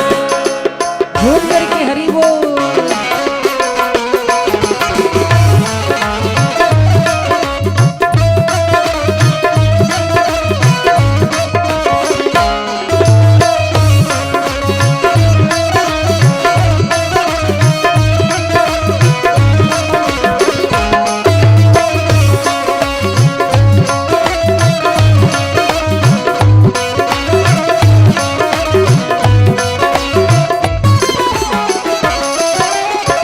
जो सुख दुर्लभ ब्रह्मा आदि सब देवन हो, जो सुख दुर्लभ ब्रह्मा आदि सब देवन हो। रामावध नगर के बसैया सहज ही में पावई हो, रामावध नगर के बसैया। और आप लोग थोड़ा साइड भी रहिएगा तो और लोग आएंगे ना, आप ही लोग रहिएगा तो पीछे वाला तो कहेंगे चलो इन्हीं को आनंद लेने दो। थोड़ा थोड़ा साइड होके नृत्य करिए, नृत्य करते रहिए, शोभा है, बढ़िया लग और रहा है। जिनको भी माताओं को आना चाहते हैं, पलना झुलाना चाहते हैं, ठाकुर जी को प्रणाम करना चाहते हैं, यथाशक्ति आप लोग जो भी हो, यदि दिया है, यदि ठाकुर जी की तरफ से मिला है तो ठाकुर जी के बधैया में आप लोग आकर के कुछ न कुछ दान करें।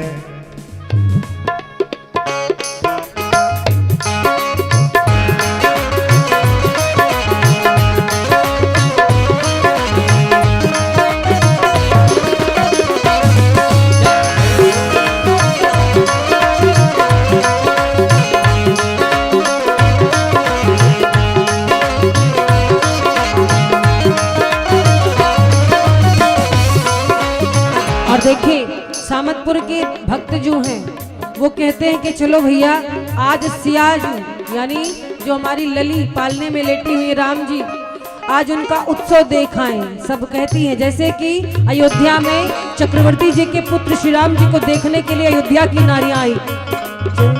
प्यारे रघुरैया हो दुलारे रघुरैया, प्यारे रघुरैया हो दुलारे रघुरैया, प्यारे रघुरैया हो दुलारे रघुरैया, प्यारे रघुरैया हो दुलारे रघुरैया।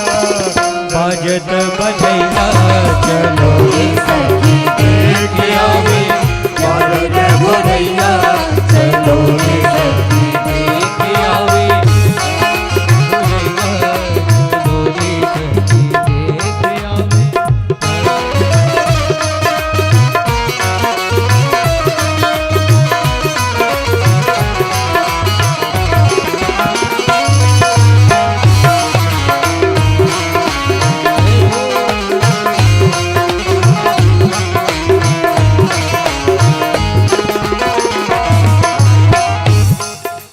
राम लक्ष्मण भरत शत्रुघ्न सुंदर चारों भैया, राम लक्ष्मण शत्रुघ्न सुंदर चारों भैया, ओ राम लक्ष्मण भरत शत्रुघ्न सुंदर चारों भैया, राम लक्ष्मण भरत शत्रुघ्न सुंदर चारों भैया।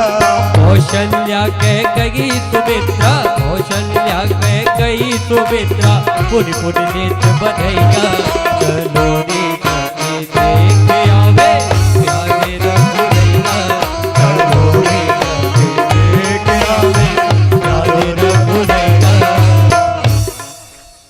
भाई देखिए ये गंधर्वगढ़ कह रहे हैं कि सब बढ़िया नृत्य कर रहे हैं लेकिन हमारी ओर कोई ध्यान नहीं दे रहा है?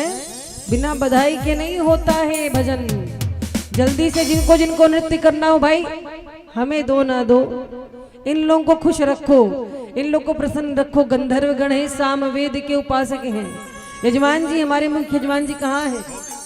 उनकी तरफ से हमारे गंधर्व गणों को भाई कुछ भेंट दी जाए। आइए झूम करके फिर से।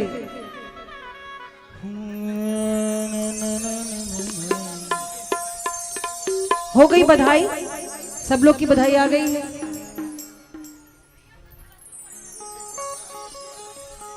किसी का पर्स गिरा हुआ है, जिनका हो आकर ले जाएंगे, पहचान लें किसका पर्स है। जिसका होगा वो बिटिया का है, आ जाइए ले जाइए।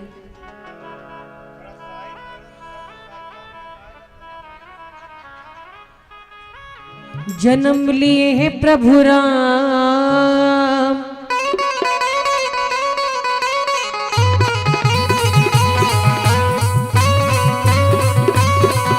झूम करके सभी लोग खड़े हो जाएंगे, सभी लोग पीछे।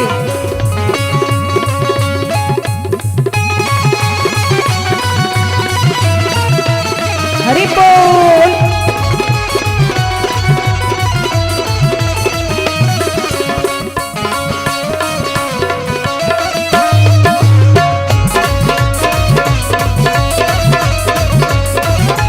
और कोई भी शांत नहीं रहेगा, सभी लोग नृत्य करेंगे। जन्म लिए हैं प्रभु राम, जन्म लिए हैं प्रभु राम, बधाई गाओरी। जन्म लिए प्रभु राम, बधाई गाओरी। जन्म लिए हैं प्रभु राम बधाई गावोरी। जन्म लिए रघुराम बधाई गावोरी। हो बधाई गावोरी, बधाई गावोरी, बधाई गावोरी, बधाई गावोरी।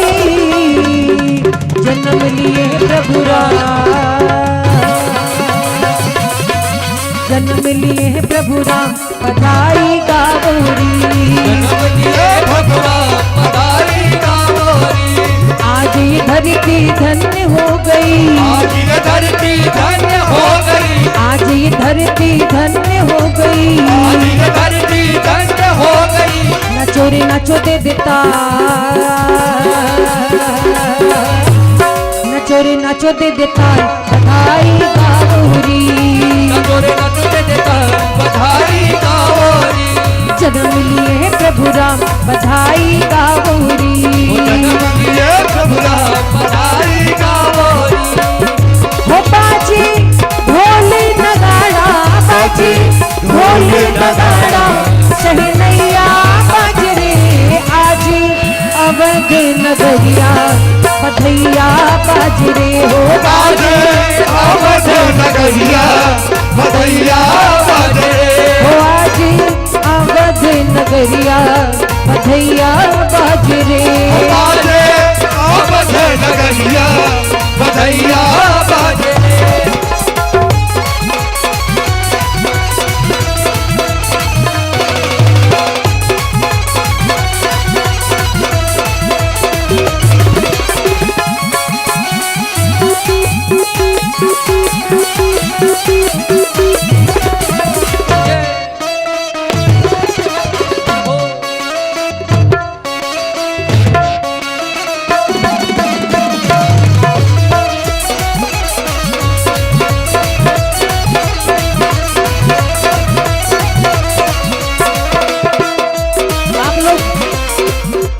आप लोग को नृत्य करने का मन नहीं कर रहा है? देखने आए खाली नृत्य? इन लोगों आता है को- कि नहीं? इन आता लोगों है? को नींद- राम जी से प्रेम है? टॉफी नहीं मिली? अच्छा इसीलिए गुस्सा हो क्या भैया? टॉफी दिलो इनको। ये लोग चुपचाप ऐसे खड़े हैं। आप लोग को भी नृत्य करना चाहिए। अभी लग जाए डीजे, फिर देखो कैसे नागिन सपेरा बनते हैं सब। आइए मिल करके। आज अवध नगरिया बधैया बाज रे। बाजे अवध नगरिया बधैया बाजे। झूम करके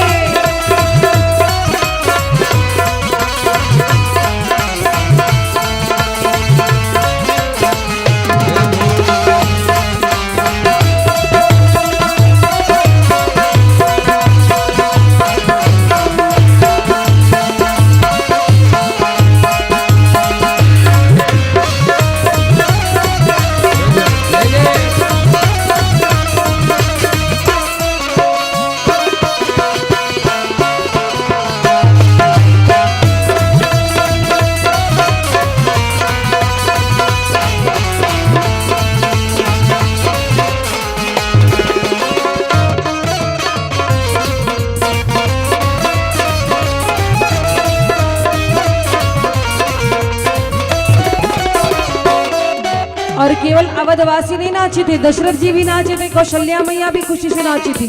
अब दशरथ जी कौशल्या जी भी नृत्य करेंगे। आज इतना सुंदर बालक मिला है। दशरथ जी नाचते हैं, नाचती नो मैया। दशरथ जी नाचते हैं, नाचते मैया। आन धन लुटावे भर भर, लुटावे धेनु भैया। लुटावे धेनु मैया। अवध की वासी तो वासी, अवध की वासी तो वासी, सरयू मैया नाच रे आज अवध नगरिया बधैया बाज रे। हो बाजे अवध नगरिया बधैया बाजे।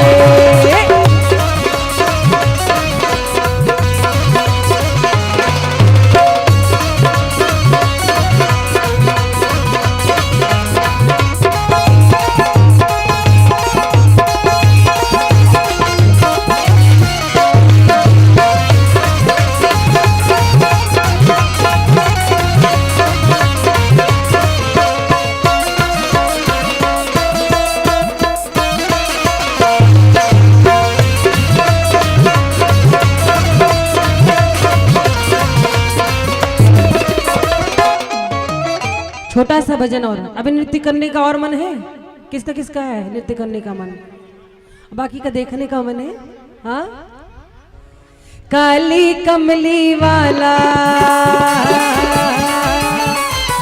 काली कमली वाला मेरा यार है, काली कमली वाला मेरा यार है, मेरे मन का मोहन तो दिलदार है, ओ काली कमली वाला मेरा यार है, मेरे मन का मोहन तू दिलदार है, तू मेरा यार है, मेरा दिलदार है, तू मेरा यार है, मेरा दिलदार है, ओए ओए ओए काली कमली वाला मेरा यार है, काली कमली वाला मेरा यार है, मेरे मन का मोहन तो दिलदार है, ओ काली कमली वाला मेरा यार है,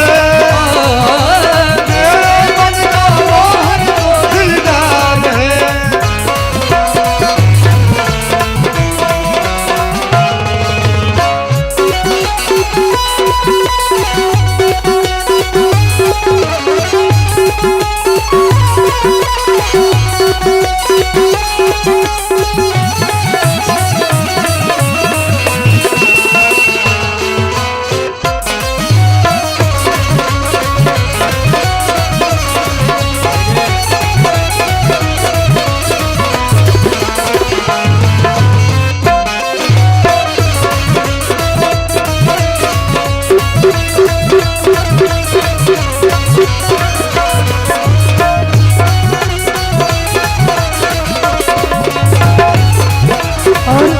भजन की आखिरी लाइन है, क्योंकि अभी बहुत दिन उत्सव होना है, सारा आज ही नहीं अपना जो एनर्जी है उसे लॉस करिए, अभी आगे भी है। मनमोहन में तेरा दीवाना, गाऊं बस अब यही तराना, गाऊं बस अब यही तराना, गाऊं बस अब यही तराना, मनमोहन में तेरा दीवाना, गाऊं बस अब यही तराना, गाऊं बस अब यही तराना, गाऊं बस अब यही तराना, श्याम सलोने तू मेरा रिजवार है, श्याम सलोने तू मेरा रिजवार है, मेरे मन का मोहन तू दिलदार है, ओ काली कमली वाला मेरा यार है, मेरे मन का मोहन तू दिलदार है, मेरे मन का मोहन तू दिलदार है, मेरे मन का मोहन तू दिलदार है, मेरे मन का मोहन तू दिलदार, मेरे मन का मोहन तू दिलदार। बोली राघवेंद्र सरकार की। जय। बहुत आनंद आया, बहुत अच्छा आप लोगों ने नृत्य किया, मुझे लगा एक पल के लिए सच में हम लोग अपनी अयोध्या में ही हैं। हेलो, आप लोग को आनंद आया? आया कि नहीं आया? हाथ उठा के तो जोरदार ताली बजाओ ना। आनंद आया तो ताली बजना चाहिए। और आप लोग और बधाइयाँ सुनेंगे? नहीं, अब कल कल कल अच्छा आज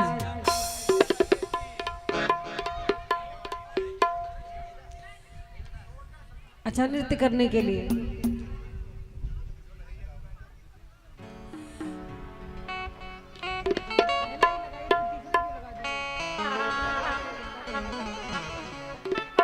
बोली राघवेंद्र सरकार की। लल्ला की सुन के मैं आई, कौशल्या मैया दे दो बधाई। स्टार्ट हो जाइए बिल्कुल। लल्ला की सुन के मैं आई, कौशल्या मैया दे दो बधाई। लल्ला की सुन के मैं आई, कौशल्या मैया दे दो बधाई। लल्ला की सुन के मैं आई, कौशल्या मैया दे दो बधाई। सुन के मैं आई, कौशल्या मैया दे दो बधाई। दे दो बधाई मैया दे दो बधाई। दे दो बधाई भैया, दे दो बधाई। दे दो बधाई मैया दे दो बधाई। दे दो बधाई भैया, दे दो बधाई। लल्ला की सुन के मैं आई, कौशल्या मैया दे दो बधाई। लल्ला की सुन के मैं आई, बधाई। झूम करके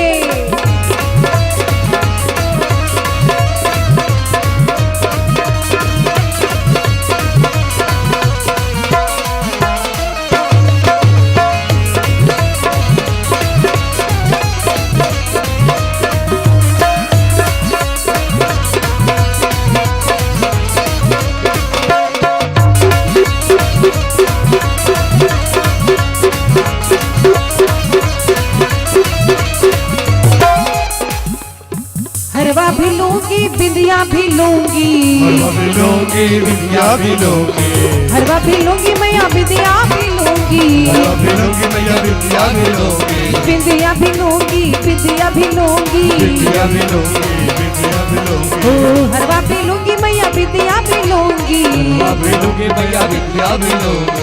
रेशम की दे दो कढ़ाई, रेशम की दे दो रजाई, कौशल्या मैया चुन के मैं आई। लल्ला की सुन के मैं आई, कौशल्या मैया दे दो बधाई। लल्ला जन्म में सुनी आई, मैया दे दो बधाई। एक बार इस सुंदर से जोड़े के लिए जोरदार तालियां, जोरदार तालियां। अभी पूरी तालियां नहीं आई हैं, हाथों को उठा करके बोलो कौशल्या मैया की।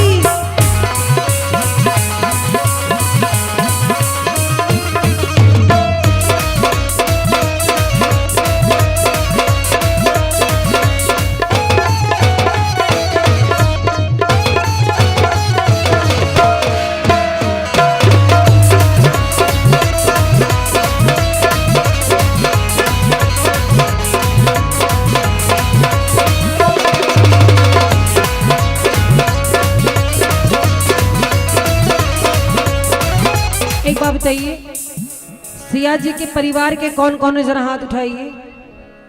अच्छा, सिया जी की जो दीदियां हैं कौन कौन है? दीदियां, आप लोग की बधाई हुई? हुई? बधाई हुई? हो गई? छोटी बुआ बची है। हाँ, सबसे सुंदर लग रही है, बहुत सुंदर श्रृंगार है। और जब श्रृंगार इतना सुंदर है, आपकी बधाई कितनी सुंदर होगी। बुआ जी तो सबसे पहले पहुंचती है ना, बुआ जी को खुशी है। फूफा जी कहाँ है भाई? अच्छा वो, अब बुआ फूफा जी की बधाई होगी। अच्छा, बड़ी बुआ की होगी, छोटी बुआ और फूफा। अच्छा, आप लोग बताओ इन्हें क्या देना चाहिए, कितनी बधाई देनी चाहिए? जितने लोग बोल देंगे उतना ही हम लेंगे। बोलो कितनी बधाई होनी चाहिए? कौन बोला 1 लाख? 1 लाख? 7 करोड़? ये केबीसी खेलने बैठे हो आप लोग? 500 रुपया? आपको दया आ गई उनके ऊपर, हमको लग रहा है। हाँ, चलिए बुआ जी की तरफ से जो बधाई निर्धारित हुई है वो दीजिए, बधाई दीजिए। और कौन बचा है? और कौन बचा है भाई? बड़ी बुआ का हो गया। अच्छा ये बताइए, राजीव भैया कहाँ है? राजीव भैया पकड़े गए। आपकी भी बिटिया सुंदर सी आई है भाई, उसका भी उत्सव आज ही हो रहा है। आपकी बधाई हुई? अच्छा, उधर हो गई है। चलिए, बहुत सुंदर, बहुत सुंदर। आइए अब 2 पंक्ति संकीर्तन होगा, थोड़ी सी बधाई अब कल भी होगी, आज ही सारा मत सुन लीजिए। अभी अयोध्या में बधाई हुई कहाँ है ढंग से? कल होगा। ए राजा जी, हाँ आज नहीं, कल कल कल कल सब आज ही नहीं, सुन लीजिए। आइए 2 पंक्ति संकीर्तन। श्री राम जय राम जय जय राम, श्री राम जय राम जय जय राम, श्री राम जय राम जय जय राम, श्री राम जय राम बजाओ ताली। राम राम बोल, सीता राम बोल, राम राम बोल, सीता राम बोल, राधे श्याम बोल, राधे श्याम बोल, राधे श्याम बोल, राधे श्याम बोल,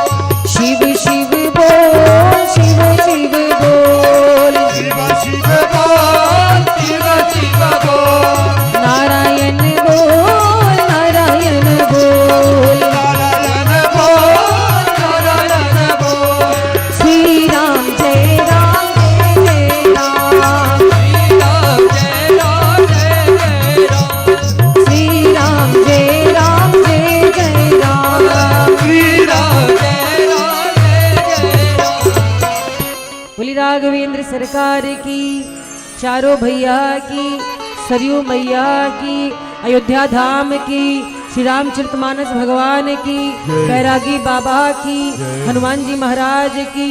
नमः पार्वती पतये हर हर महादेव शंभू। आइए आरती कर लीजिए, आरती की तैयारी। सभी जजमान, मुख्य जजमान मंच पे आने का प्रयास करेंगे। आइए हम सब मिल करके चारों भैयन की आरती करेंगे। ओम ह्रीं ओम चंद्रमा मनसो जात चक्षु सूर्यो अजायत श्रोताद्वाश्य प्राणश्च मुखात् अग्निरजायत। सभी माताएं एवं भाई बंधु सभी लोग अपने अपने स्थान पे खड़े हो जाएं।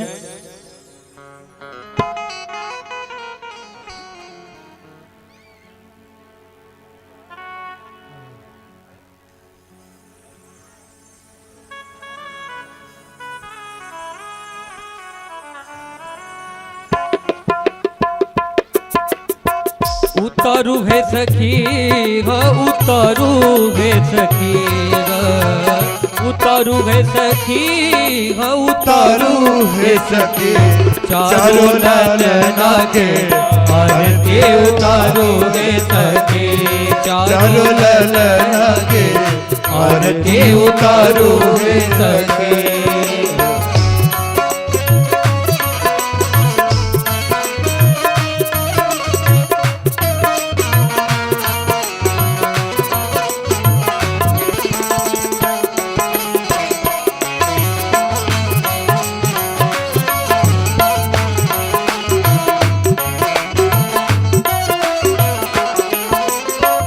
कौशल्या के सुमित्रा मैया कौशल्या के सुमित्रा मैया बल ना झुलावे सब लेवे बलैया बल ना झुलावे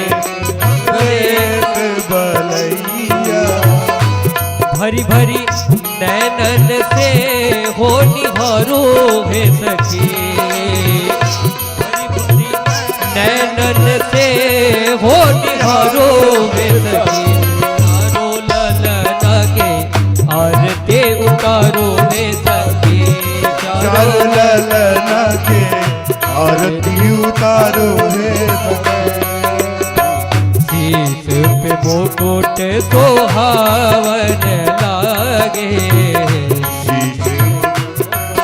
सुहावन लागे पीतांबरी कावल तन साजे पीतांबरी कावल तन साजे तन मन धन सब हो निछारो है सखी तन मन धन सब कुछ हो निछारो है सखी चारों ललना के आरती उतारो गे सखी चारों ललना के आरती उतारो गे सखी।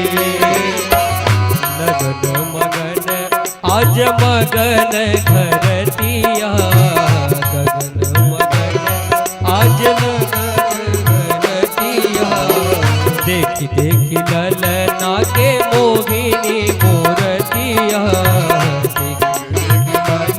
नाके मोहनी मूर्तिया राम लखन भरत शत्रुघ्न परवारो वे सखी है राम लखन भरत शत्रुघ्न पे वारो वे सखी चारों ललना के आरती उतारो वे सखी चारों ललना के आरती उतारो वे सखी।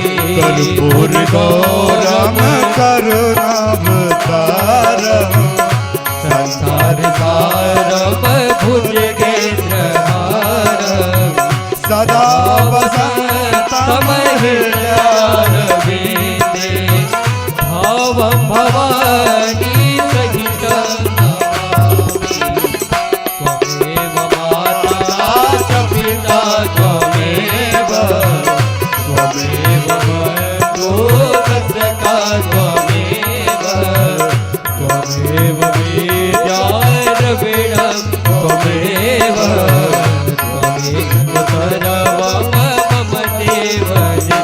चारों ललना के आरती उतारो वे सखी चारों ललना के आरती उतारो वे सखी